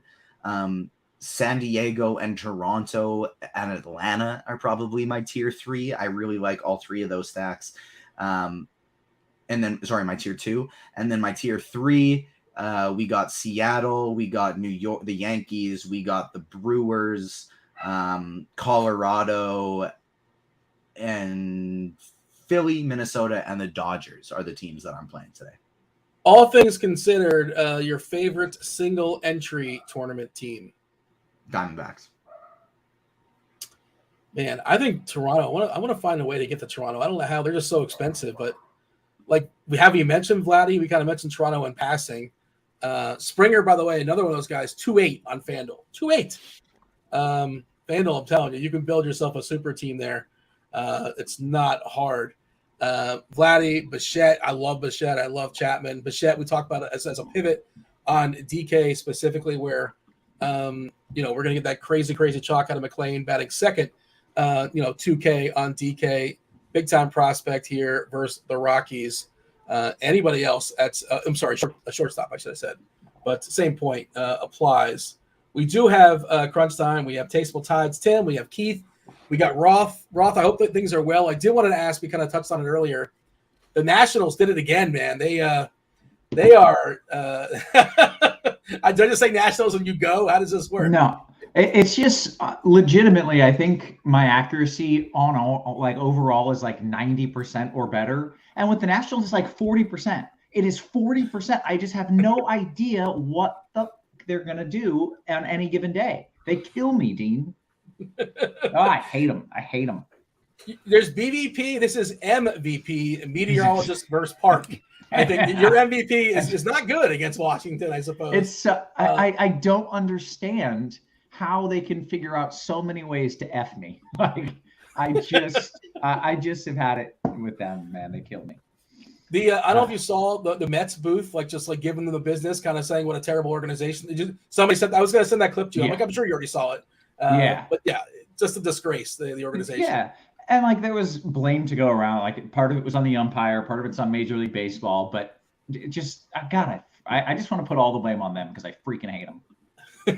Well, yeah, that's the thing. The umpires, once the game starts, it's their decision, and that somehow this stuff always happens. And are they nudging them? Are they saying we want to sell a bunch of beers, we got to sell a bunch of hot dogs, and the next day they sell not a doubleheader, or actually making it a doubleheader. We got to pay twice. Taking advantage of the few fans they actually have left in Washington. The product's already bad enough, but all right, we beat up Washington enough. We beat up Oakland enough. We've hit them. We have not beat up Oakland enough. We need Arizona to do it all night long. All right. Roth, anything else in your mind? Anything else? Everything else all good? Yeah, water okay? I just went to drink out of this cup, and there was just so much debris at the bottom of it. One of my kids must have been gargling in it. I don't know. And other than that, I'm good, man. I'm good. Keith and Tim, hope things are well. Tim, anything fun this weekend? Anything fun to report? Any fun activities? Absolutely not. No. Your arms are crossed the entire weekend? Yep. No chance of it, Dean. No chance of it. Not. Dean, I think Tim seems like a guy that would absolutely love the Fast and the Furious movies. No. I've seen one of. I saw the first one. That was it. That was enough fun for me. I want to play would Tim like this? Exactly the reaction I was hoping for. Would Tim like this is a funny game. I like that idea. We should just come up with random things and ask, does Tim like this? The chat will probably. There you go, Roth. I'm sure a couple people in the chat will throw it out. You kind of take a peek there throughout the show as you sprinkle it in. But myself and TJ, we're done. TJ, anything else for the people? No, that's it. I got to finalize some lineups and let's get out of here. As do I. Appreciate y'all watching. Do stick around for Crunch Time, the Fanduel sponsor of Crunch Time. You got TastefulTides. You got Keith Eyster. Yeah, cheap meteorologist Kevin Roth. Roth, take it away. Let's do it. Good stuff as always. Welcome to it, ladies and gentlemen. This is indeed Crunch Time. It is sponsored by Fanduel, and it is the show where we have two of the sharpest minds in the biz hanging out with us. We got the Iceman, Keith Eyster. What up, Ice? Not too much. Fun little Monday slate here. I think we've got one pitcher who's pretty obvious, and then it's a pretty wide open slate. Beyond that, it's really difficult to pick an SP2 on sites where you have to play two of them. It's interesting to try to get different off of the top pitcher on one pitcher sites, and then offense is pretty wide open. You can do a lot of different things. There's some good, really good offenses in really good spots today. Very good. All right. That sounds like something that most people would enjoy. And now I will ask, does that bring you joy, Tides? Kind of. Cash games are really easy tonight, so that makes me happy.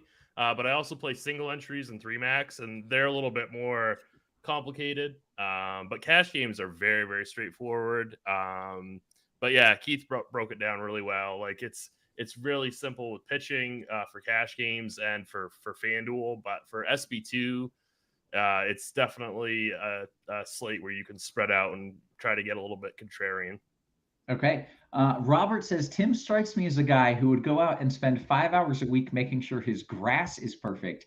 Do you have a great lawn? No chance, man. No, that's a horrible take. Real bad take on that one. All right, we're gonna find what it is. That, we know wine and cheese. We know you were interested in wine and cheese. I do. Yeah. DFS, and we're slowly gonna chip away at you and find out. Do you have something else you want to throw like that truly brings you joy? No. Other than my family and my dogs, that's about it. That's dog, where it ends. I can see you, big dog guy. A huge dog person, and that's where the joy ends, Roth. There's nothing wrong with that, honestly. That's fair. That's a good life. Hey, I do want to point out the show is sponsored by Fanduel. Sign up for the Fanduel Sportsbook if you're in a legal sports betting state. Take advantage of their awesome bonus offer. New customers get a no-sweat first bet up to $1,000 in bonus bets. Terms and conditions do apply, but make sure you are taking advantage of that really, really good bonus offer. Let's dive into this slate a little bit. And Ice, you let us off, but since Tim is more of a cash player, let's kind of dive into this pitching perspective with cash on both FanDuel and DK, and then Ice will get some thoughts from you as well. Okay, so yeah, for cash, it's really, really simple on FanDuel. It's Framber Valdez. He's 10-7 going up against the Cubs. There's really, he's by far the most consistent, safest floor pitcher. He also has a pretty nice ceiling too. But I mean, in terms of floor, he is by far the best option, and it's really not even close. I think that there's really no debate that he is the top pitcher on the slate, and on FanDuel, he just blows the field away. So I see no reason to go down to guys like Kelly or Morton or Peralta for cash games anyway. For tournaments, those guys are fine, but for cash, it's Valdez. Okay. And on DK, you need one of those other guys to love. So where are you looking? On DK, it's still Valdez as your SP1. And then I'm personally going to go Merrill Kelly for 8,800 going up against Oakland. Kelly was really, really shaky to start the season, but he seems to turn things around.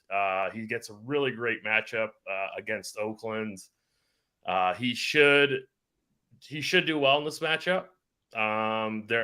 Really, we are deprived of talent on this slate when it comes to pitching. Like there's really nobody else. Like I'm not like loving playing Kelly as my SP2 in cash, but I really don't want to play anybody else. I think Charlie Morton's a little bit past his prime. Freddie Peralta walks too many people for cash games. Jack Flaherty I think he's kind of broken. I know that the bat's projecting him pretty decently. I can't endorse that for cash games though. I cannot. I'm not going to endorse it. Maybe Cardi would, but I'm not going to do that. And then everybody else is either in really bad matchups or just too expensive. So I think just by default, it's Valdez and Kelly. There's not like a cheap guy. Like I'm looking at Connor Brogdon. And then I saw his fantasy point projection. Never mind. No. There's nothing cheap because those guys are not cheap. Valdez and Kelly both, around 10K. Well, I'll just tell you, since I'm the cash game guy, you don't really need salary's not really a thing tonight, and we'll get to that. But I mean, you don't need it. You don't need your salary. So that makes sense. Okay, let's talk about some tournament takes or just thoughts in general here on pitching with Ice. What are you thinking over on FanDuel? Same with tournaments? You're still just like all aboard the Framber train? I am on the Framber train tonight. He's very clearly the top guy. Has been a really good real life pitcher for many years now. This season, he's taken even another step forward. He's got the strikeout rates up to around like 26%. He's generally lived in like that 22 to 24% range.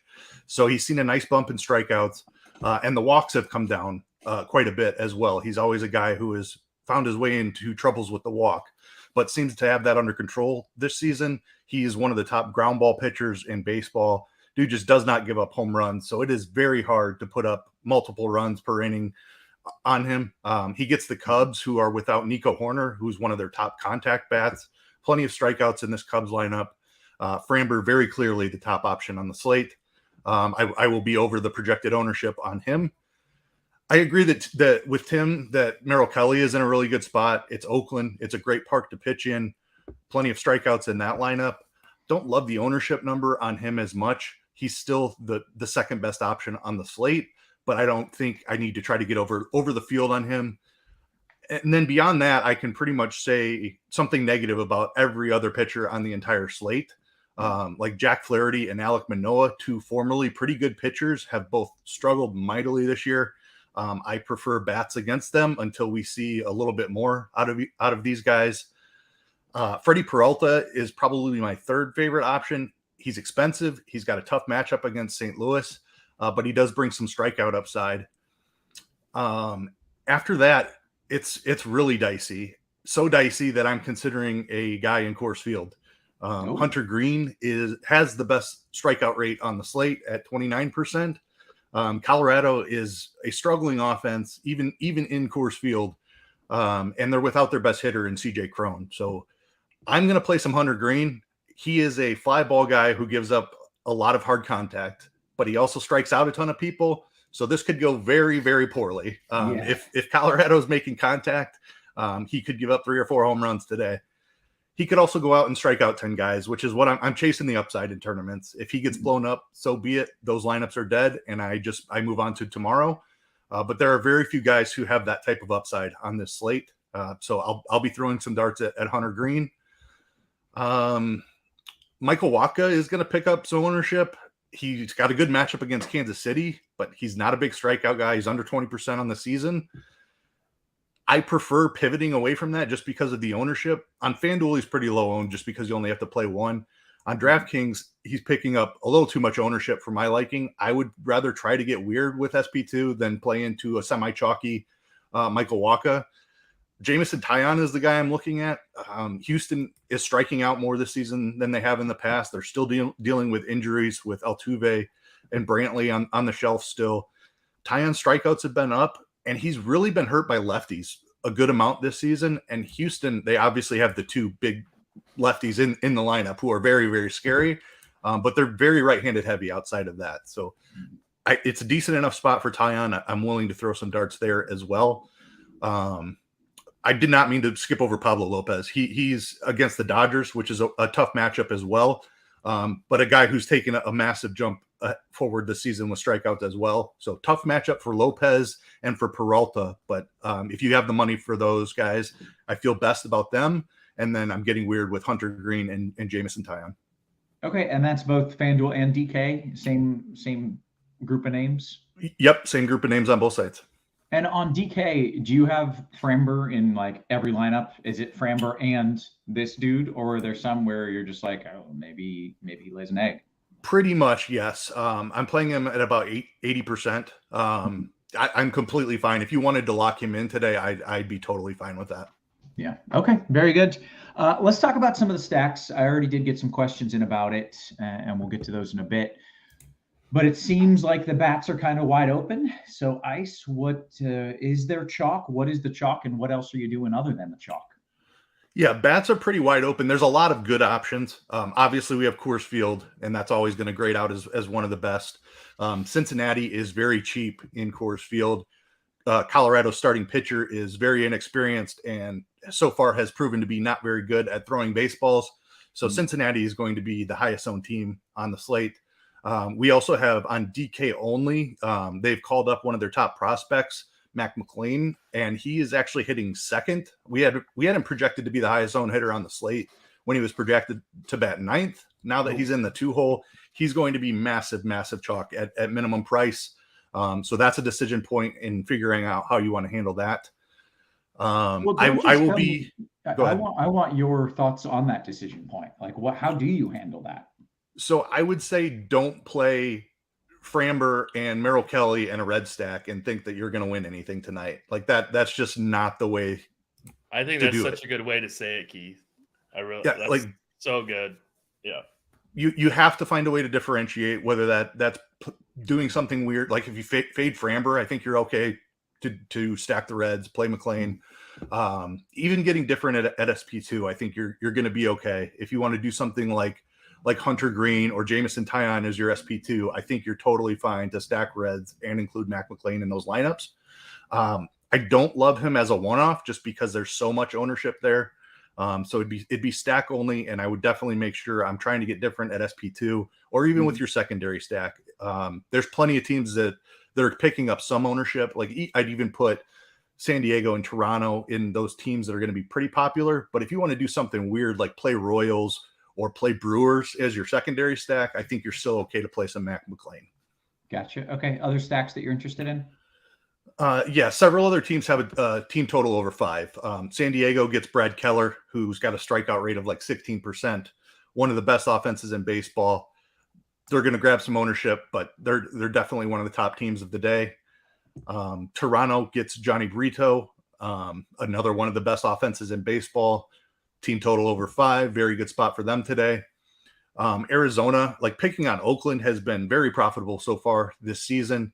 They get Drew Rucinski, who has just a pathetic strikeout rate this season. He's walked more guys than he struck out. Strikeout rate under 10%. And then behind him is the worst bullpen in all of baseball. So tough park there for hitters, but that does not matter with this Oakland pitching staff here. Love Arizona, even though one of their top hitters, Christian Walker, out of the lineup, doesn't take me off of Arizona. You have Colorado on the other side of the Coors game. I mentioned I'm playing some Hunter Green, but he can certainly give up plenty of hard contact. They could hit some home runs here. No CJ Crone for the Rockies. Not the most talented lineup in the world, but it's still Coors Field. I think we're starting to get a little bit different now with teams like Seattle against Tanner Houck.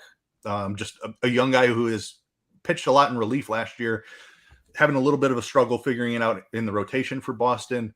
Great weather in Boston there today. Winds are blowing out. One of the best hitters parks in baseball. So I like the Mariners a good amount.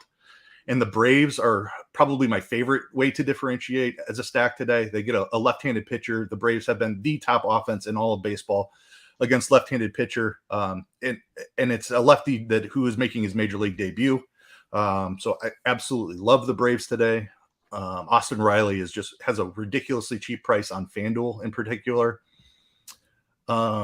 There's plenty more offenses. I don't know how deep you want me to go. Minnesota's in a decent spot. The Royals are good. I mentioned Manoah and Flaherty. I'm interested in both Brewers and Yankees bats against two formerly good starting pitchers who have struggled quite a bit this season.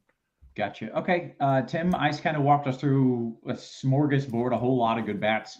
Where would you focus in? Like if you could pick maybe 3 teams that you were like, hearing what you said about Arizona, like I want Arizona because that Oakland sounds like they really suck. Like that pitcher sounds horrible. They do really suck. Just one thing real quick, Kevin, I had a question for you. Do you think it's still just a yellow for Coors in terms of your 4? Okay. I just wanted to double check that before we got too carried away. But yeah. Was there, did you see like weather.com or something showing something nasty? No. I don't ever look at anything else other than what you put down, but usually you touch on it. Before I just wanted to double check. That's all. Yeah. And that's worth noting. There is a chance of a delay in Colorado, but I don't think the chance is very high. So I'd be okay playing pitchers there. And I certainly expect them to finish the game. So it's just yellow for chance of a delay, and that's it. But let's talk about some of those stacks. Yeah, so obviously Cincinnati is going to be like your most popular. Like that's going to be your decision point on the night, whether or not you kind of want to be overweight, underweight Cincinnati, and also how you construct your team. Like Keith was saying, it's not about if these guys are good plays or not. Like in a vacuum, Cincinnati is a tremendous play, but ownership is going to be sky high, and they're not some like juggernaut team. They're a pretty bad team, but they do get an amazing ballpark. They get an amazing matchup against a horrible pitcher. So, it's kind of, like if you're playing cash games, you're probably playing, 3 to 5 of these guys in cash, and that's pretty easy. Like that's the easy part of the night. Cash games are easy tonight. But tournaments, it's a completely different story because they're going to be way, way over-owned relative to their, optimal rate. So it's tough. I'm not going to say don't play them because they're great, but if you're looking for something different, I really like Minnesota tonight. On my single entry team on both DK and FanDuel, I have full stack of Minnesota going up against Noah Syndergaard. I also really like the Padres quite a bit. And I don't know if Keith mentioned it or not, but I really like Milwaukee going up against Jack Flaherty. But, there's a lot of really, really great offenses tonight, and there's a lot of different ways to get different. Cincinnati is not a lock. There's no such thing as a lock, especially in baseball. Like we saw we're all going to be thinking about playing this McLean guy at 2K. And like we saw earlier in the season, Fernando Tatis, a top 5 hitter in baseball, was 2K, and he went 0 for 5, and he was a complete bust. So it's not like, this isn't like basketball where we know these guys are going to, make points. Like, there's no guarantee that he's going to get anything. Yeah. So it's how you construct your lineup around him if you elect to play him. But in a vacuum, he's an amazing, amazing play. Okay. Interesting. All right. Well, let's go position by position. We've got about 26, 27 minutes until lock. Plenty of time still. Well, let's start us off with a little catcher talk, if you don't mind, Tim. Yeah. So catcher is actually pretty good tonight. Normally, I would say play, Tyler Stevenson for Cincinnati, but he is pretty expensive. So I'd actually prefer, even for cash games or for tournaments, either way, I'd rather go to like a guy like Sal Perez or Cal Raleigh if you're paying up. Of course, you can play Tyler Stevenson as part of your red stacks, but I think for cash games, I'd prefer playing Perez or Raleigh or Gabriel Moreno if you want to punt the catcher position, which I often do in cash games. Mm-hmm. Okay. Ice, any thoughts there, catcher, tournament-wise? Yeah, I really like the Sal Perez call. Really good spot for him. Cal Raleigh is good as well. A couple of names that Tim didn't mention. William Contreras for the Brewers mentioned wanting to pick on Flaherty a little bit. Prefer lefties, but Contreras as a mid-range catcher is a very good option. And probably my favorite tournament play is Sean Murphy. He's expensive on both sites. I think you can play him on FanDuel where he's going to catch almost no ownership at all. But he has been very good against lefties throughout his career. And then Alejandro Kirk for the Blue Jays is definitely in play as well. Okay, very good. John pointing out lock is at 7:07 because baseball. You're just going to pick a random ass time. Kevin's favorite thing. I don't know why that irks me so much, but it does. Okay, take me to first base. Okay. Spencer Steer is the Reds guy. He is really cheap, hitting in the middle of the order. Great option there. San Diego is a stack that we love. Jake Cronenworth grabbed the second spot in the order. He is cheap as well. Let me see. I had first base selected there also. Ozzy Albies is one of my favorite plays as a Braves who has hit lefties really well. Tyro Estrada, if I'm spending up in tournaments, certainly don't mind that. Josh Rojas and Ketel Marte, both great options in Arizona stacks. Okay. Tim? Yeah, for first base, it's definitely Spencer Steer for cash games. Jake Cronenworth, I love both on DK and FanDuel. He's 3,800 on DK. He's second base eligible. Also, he's 2,800 on FanDuel. I really like Joey Gallo, and I think you can play him. I mean, you can play him at first base or outfield. He's 3K on FanDuel, 4,100 on DK. I really like getting to that Minnesota team. And then I think maybe like an interesting pay up option would be like these Toronto bats. I think a lot of people are going to shy away because they're priced so high. I just think that they make for really, really great one-offs. Maybe not for a full stack because they're so expensive, but they make for really solid one-off plays. Okay. How about second base? Oh, sorry. You got one? Nope. Second base, pretty straightforward. Again, it's Jonathan India is definitely the cash game option. definitely should be part of your Cincinnati stacks. I've already mentioned Cronenworth. He would be like my favorite, like non-Cincinnati guy.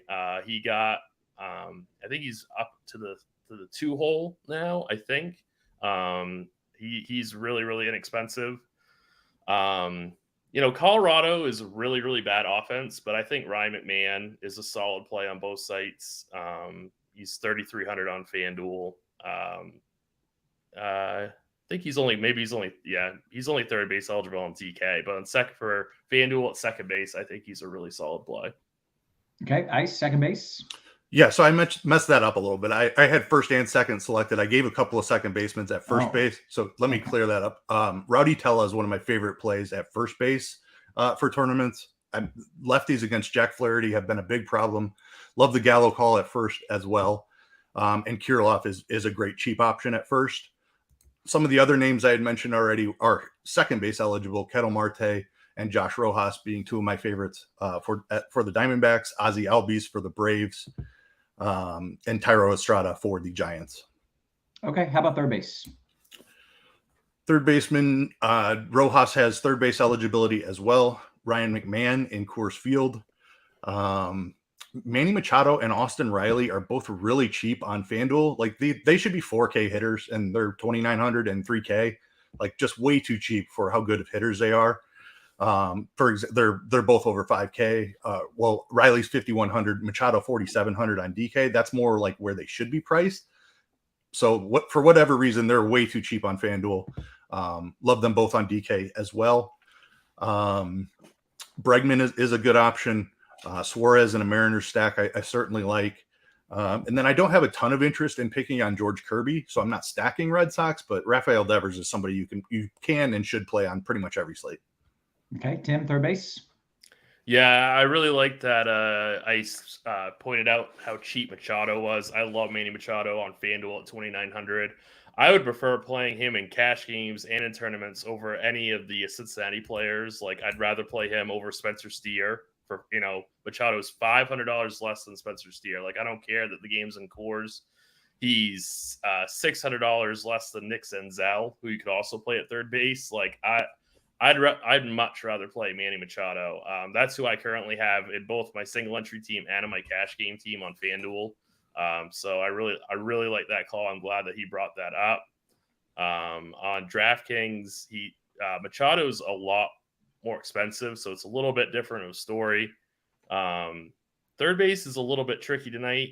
I think that Senzel is a little bit too expensive. If he's the guy that you want to leave off for cash games, of like you're going to be playing a lot of Cincinnati in cash, he might be a little bit too expensive for cash games. I might go to like Ryan McMahon. Like, I completely agree with Keith that Hunter Green is a great tournament pitcher, but still not necessarily somebody I want to shy away from. So I think that Ryan McMahon might be my favorite third baseman on DraftKings. Interesting. Okay, how about shortstop? Yeah, so it's completely different because on DK we have Matt McLean, who's min price, and you're 100% playing him in cash games. That's an easy one, but then shortstop's pretty loaded for tournaments. There's a lot of different options. I always love playing Bobby Witt. Bo Bichette, again, these Toronto bats are really, really expensive. I think they make for great one-offs. Carlos Correa going up against Noah Syndergaard, who's there. That's my favorite stack for tournaments is Minnesota. So I have Correa right now. And then Willy Adames, I really like quite a bit for 4,200. So that's DK. On FanDuel, I have to look because it's different. For Tatis, 3,700, gets a really, really great matchup against Brad Keller. He's a top option. And then Correa. Correa is probably my favorite cash game shortstop. He's only 2,900. Minnesota's really, really cheap, especially on FanDuel. Okay, Tim, thoughts at short? So Trey Turner kind of got the same treatment as Machado and Riley in that he is like $1,000 too cheap on FanDuel. He should be a 4K hitter, and he is just priced at 3K. So I really like him on FanDuel. DraftKings JP Crawford is really cheap, leading off for the Mariners, who we like a good amount today. In a great ballpark for hitting. Lots of upside here. Bogarts, Bobby Witt, Carlos Correa, Bo Bichette. So tons of people to spend up on. If you're looking to save a little bit of money, I do like Geraldo Perdomo for Arizona. He's in the 9 spot, but I'm perfectly fine using the bottom of my order, especially in a stack that I think could put up a ton of runs today. Okay. Let's go to the outfield, and please do take your time as we still have 20 whopping minutes. But walk me through what you like and what you love. Okay, so Cincinnati is going to be the starting place again. Jake Fraley at 4,200 is the top option. On DK, he's cheap on FanDuel as well. Stuart Fairchild at the bottom of the Reds order might be a way to differentiate your Red stack a little bit. Tatis has outfield eligibility as well. Buxton in the middle of the Twins order is certainly a great option. He has, we're targeting Syndergaard for stolen bases in part. Buxton hasn't not been running as much, but if he decides to go, he should be able to get one pretty easily today against the easiest pitcher to steal on in all of baseball. Juan Soto in a fantastic spot. Corbin Carroll, absolutely love. I mentioned those Astros lefties. I'm playing more Tyon than I am stacking Astros, but Yordan Alvarez and Kyle Tucker are fantastic options. Kirilloff and Gallo in Minnesota stacks. Ronald Acuna, if I'm spending up. Cheap Braves, Marcelo Zuna, absolutely love him. Let's see here. Jesse Winker is another one of those Milwaukee lefties. It's been a struggle for him, but Flaherty has not been able to get lefties out this season, so don't mind saving some money there either. Okay, Tim, outfield? Yeah, Jake Fraley, definitely one of your cash game outfielders. Love him tonight. Byron Buxton is by far my favorite outfielder. I love getting to Minnesota tonight. Juan Soto against Brad Keller, I think, is an amazing option. Corbin Carroll. Don't forget about a guy like Will Myers in your Cincinnati stacks. He's not great anymore, but he could end up being pretty low owned because he's down in the order, and he doesn't get the platoon, but he's still a great option. Alex Kirilloff for Minnesota. You could do a little mini stack like Kirilloff, Gallo, Buxton, something like that. Jared Kelenic. That's pretty good hitting weather in Boston. I think he makes for a spectacular play. And then I think I mentioned Tatis. I'd prefer you play him at shortstop on FanDuel, but he's only outfield eligible on DK, and he's a great option. I really like, if you're going to get off Cincinnati, I really like Minnesota and San Diego tonight. Those are my two favorite stacks that are not Cincinnati. Okay. Guys, let's do some home run picks here. I'm going to put you on the spot. Tim, I will make you lead us off. You can give me something chalky if you want, but definitely something off the board as well. I'm going to go with Joey Gallo. I don't think he's going to be that chalky, but maybe not that off the board either. I'm going to go Gallo. I'm going to go Gallo and Buxton. That's what I'm going to go. Okay. Ice, you got a couple picks for me? I do. Give me Austin Riley. I just do not think the Braves are picking up enough ownership today. Like I mentioned, the best offense in baseball against lefties this year, and they get a lefty who's making his debut. So love these Braves. And then I will go Rowdy Tellez to get a little bit off the board. Love the way he lines up against Jack Flaherty. Very good. TJ pointing out we only need 13 more likes to get to 200, which is a good time to note. This is free content from two of the sharpest minds in the biz. And all we really ask is that you hit that thumbs up for us. Consider that payment or a thank you or whatever you want to consider it. Please do hit it for us, because the more thumbs up we get, the longer we can keep the show for free for you. That's the goal. Let's take some QQs. I'm going to dive into the RG Discord right now. Scrolling up. Bill says, oh, no, that's just a thought. Steve-O says, Ice, the Rockies have a sneaky good bullpen. Does that pull you off a stack there a bit? You're going to say no. You don't. I mean, it's still Coors Field, but I am underweight on the Reds. They're not a great offense. They're probably going to beat up the starter, and it's not going to matter for the bullpen. But the Rockies bullpen has been atrocious the last couple of years. The point is correct that the Rockies bullpen has actually been pretty decent this season. So I'm underweight personally. It's baseball. Anything can happen. I'm fine if you want to take a fade on Coors Field altogether today. Okay, very good. FanDuel Cash, Tim, you want Bowers, Springer, or JJ Bidet and Ketel Marte? I guess the first one. Bauer does have a little bit of pinch hit risk, so I'm not crazy about him in cash, but I prefer the first one. Okay, Ball says DK Cash, your favorite third baseman, Tim? It's got to be. At third base is tough. I think it's Ryan McMahon for cash. All right. FanDuel GPP Ice, get a 2v2 for you here. Valdez or okay. FanDuel GPP, Valdez or Kelly, and what are your thoughts on Murphy? I'm pretty firmly Valdez over Kelly. Thoughts on Sean Murphy, the catcher? Like, I don't know how that's related, but I absolutely love the Braves today. Load up some Sean Murphy. Absolutely. Okay. There you go. Any interest in David Fletcher in cash, Tim? This is a DK question. Not really. No. No. Okay. FanDuel Cash right back at you here from Aside, Yelich or Kelenic straight up. Ooh. I like both quite a bit. I think Kelenic.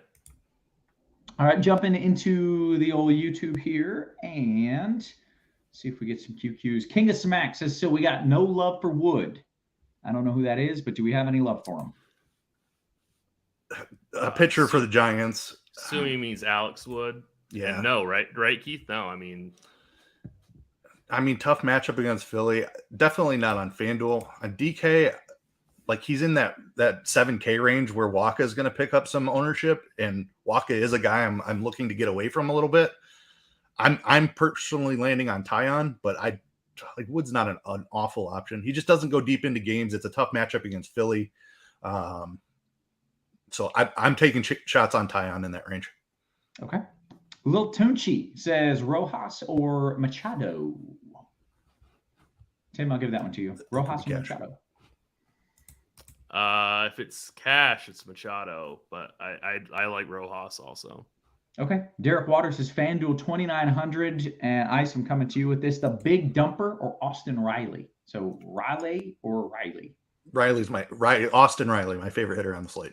Very good. Okay. FanDuel value bet. Tim, you want Bowers, Abreu, or Blade? What was it? Bowers, Blade, and who? Abreu. Oh. I guess Bowers, but I mean, I'm just nervous about getting pitch hit for. Yeah. All right. FanDuel, your favorite second baseman, Ice? Favorite second baseman on FanDuel is Ozzie Albies. Very good. King of Smack says no love for Manoah, even though he had a good game against the Yankees last time out. Ice, first off, let's address the first part of that question. Any love for Manoah? Second, address he had a good game against the Yankees last time out. He just still has not been right. The strikeouts are way down. The walks are up. The Yankees are getting healthier. I don't recall if Judge wasn't back in the lineup yet last time he faced the Yankees. But the Yankees are still a powerful offense. It's still not quite right for me. Okay. Do you care if a guy had a good outing against the team the last time out in general? No, not in general. And if they face him in back-to-back starts, it's generally a slight downgrade for me. Yeah. So even if they were good like 5-6 days ago, I would be less likely to target them the next time because they're facing them back-to-back. I don't believe that's the case. Like Manoah was almost a month ago. Okay. But yeah, no, I mean, individual matchups like pitcher versus team is not something I consider. I'm looking more at the overall body of work. Assumed as much. Yeah. All right. All right, Tim. Valdez, Cronenworth, or Morton Tatis? Thank you. It's got to be the first one. It's not like it's just. It is. You got to play Valdez, and if that's a cash game question, you have to play Valdez. It was not specified, but the correct play is the Valdez side of that. Question for me, I assume Al Roker or Ginger Z. Al Roker, not a meteorologist. He just pretends to be one on TV, so he's out. Ginger Z is in. I didn't know that he wasn't a meteorologist. He He's really just isn't. just a He's guy. just a personality. He's just a He's guy. just a personality. And there's Yeah. not many of those anymore. Like I'd say like 95% of people on TV these days are legit meteorologists nowadays. Yeah. What else do we got? Aaron says FanDuel single entry upside for upside ice, Marte or Torres?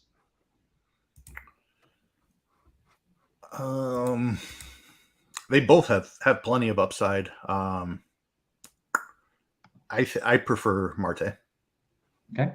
FanDuel single entry ice. I'm going to come right back to you here. Dominic Fletcher and Matt Carpenter, or Moreno and Cronenworth. Parentheses. I also have Alec Thomas and Perdomo in this lineup as an Arizona mini. The Padre would be a one-off. Yeah, I'd turn it into an Arizona full stack and go the first one. Very good. Steve O says, I'm looking at Corey Bradford AAA numbers. Man, this dude might be the dude. So oddly enough, I actually dug into his numbers quite a bit because I wrote up the Brewers as or the Braves as one of my favorite stacks. He has like a 0.9 ERA in AAA this season. He had an ERA over 5 in AA the year before. He has been extremely lucky with batted balls. He has like a 202 BABIP, and his home run to fly ball rate is like 4.7%. Like those are not sustainable numbers.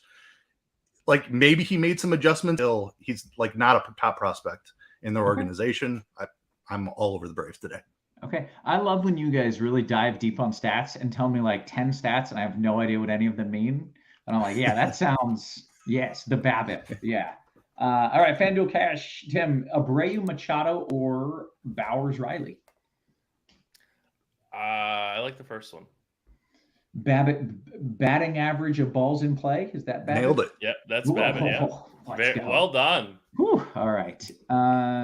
Hey, do you guys like Yelich? It's a simple question. Do you like him? Ice, you like Yelich? I like lefties against Flaherty. I definitely prefer Tellez. Like, I don't generally like Yelich as a player any longer. I think the power has kind of disappeared, but I do like his matchup today. Okay. Fletcher or Lamarck? Is that a person? Fletcher or Lamarck FanDuel GPP? Larnack, maybe? Is Larnack? Oh, Trevor Larnack. Man, I'm good.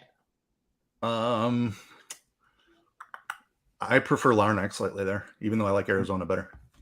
Amateur Hour says, "Hey, can you talk about a Waka? Can you talk Waka? Tim, you want to talk some Waka?"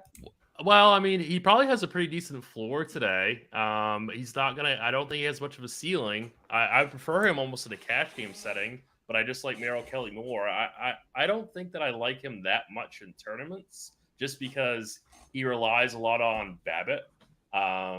He's not going to strike out a lot of guys, but he is reasonably priced, so I think he's okay. But I just don't think he's going to like win you a GPP. That's my only issue with him. Okay.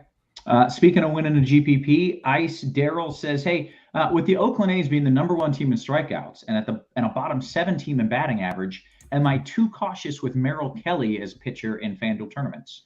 I don't know what he means by too cautious, but so I think he's concerned about the upside or maybe the ownership. I think Kelly is fine in any format today. He's probably the second safest pitcher and has the best matchup on the board. Okay, very good. But like what we were talking about, I think that's an ownership question. But like what we were talking about, don't go Valdez, Kelly, and then stack Cincinnati, right? Just like what he said. If you do a build like that, that is too cautious, and it's really, really hard to win a GPP like that. Okay. Good note. Gurriel Jr. or Acuna Jr. Battle of the Juniors in cash, Tim. Or maybe it's not Gurriel Jr. Did I just? It's got to be Guerrero. Like the pricing does not make sense on Gurriel.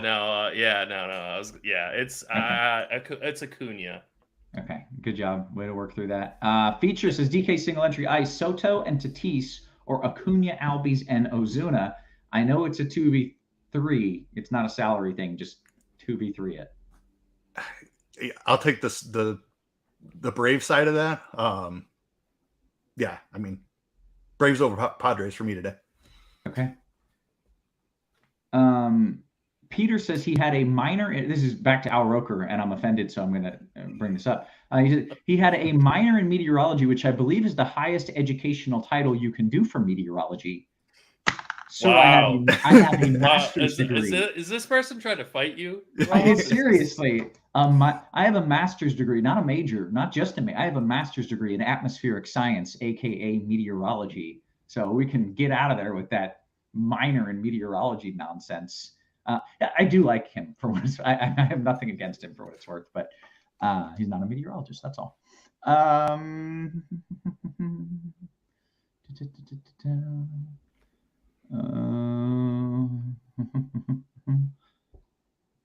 Thoughts on Arenado? There we go. There was a lot of types, but not a lot of picks. Your thoughts on Arenado, Tim? I kind of like Peralta tonight, so I'm kind of out on Arenado. But I mean, he's a good enough hitter that I guess he'd be fine. But I'm not really.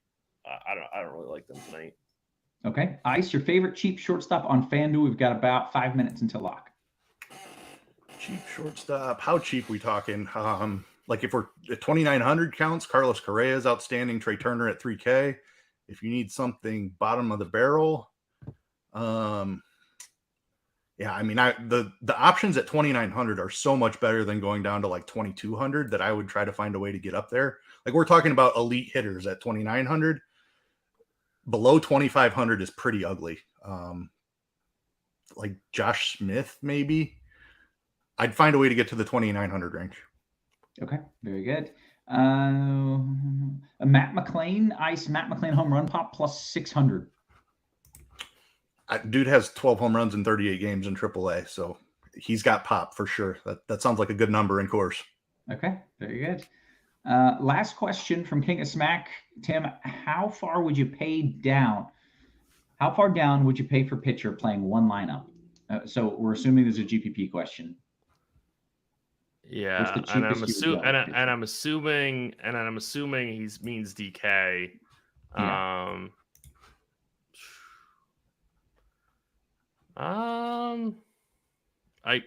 I guess Tyon for 7,500. I wouldn't go any lower than that. I don't have any interest in any of those 5 or 6K guys. Okay. Robert says meteorology is the only job you can be wrong 60% of the time and stay employed. Ban him. Just get his account, kick him out of here, and don't let him back. How about baseball, where you fail 70% of the time and you're a home? I was going to say, I wish I was right 60% of the time, recommending home runs or strikeouts or whatever. Yeah. A lot of jobs where, and by I'm like 95%, but it's who's counting. Best 2 GPP pitchers on DK. Ice, your favorite duo. I'm sticking with Framber despite him being the chalk, and I'm going to go Hunter Green. Okay. Jay Sam says, Ice, FanDuel single entry. Do you prefer Hunter Green? That's ballsy as your second favorite. I love it. I approve of that.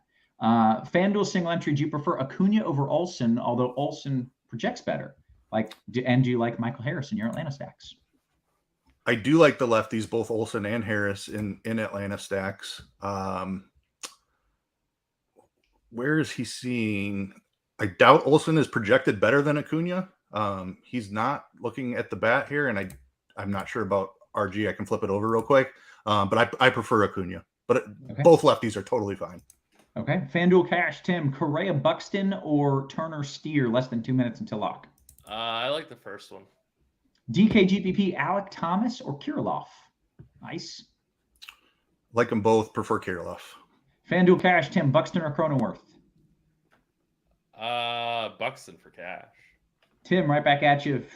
This is FanDuel Cash, Springer, Marte or Cronenworth Kellenic? I'm going to go second one there. Steve O says, why couldn't they let us have Ohtani at pitcher on the slate? Is he pitching and we're not allowed to play him? I think it's a 6:35 game. Yeah, it's not on the main slate. Damn it. Yeah. It would have changed everything. Yep. Oh, God. I know it was a joke, Robert. It's fine. Don't actually ban Robert. I know he was kidding. Don't really hit him with the ban hammer. He's a nice guy. We are less than a minute until lock. Why do we have 6:30 games? That's not my question. That's someone in chat's question. No one knows. No one understands it. No one. Is there any good reason?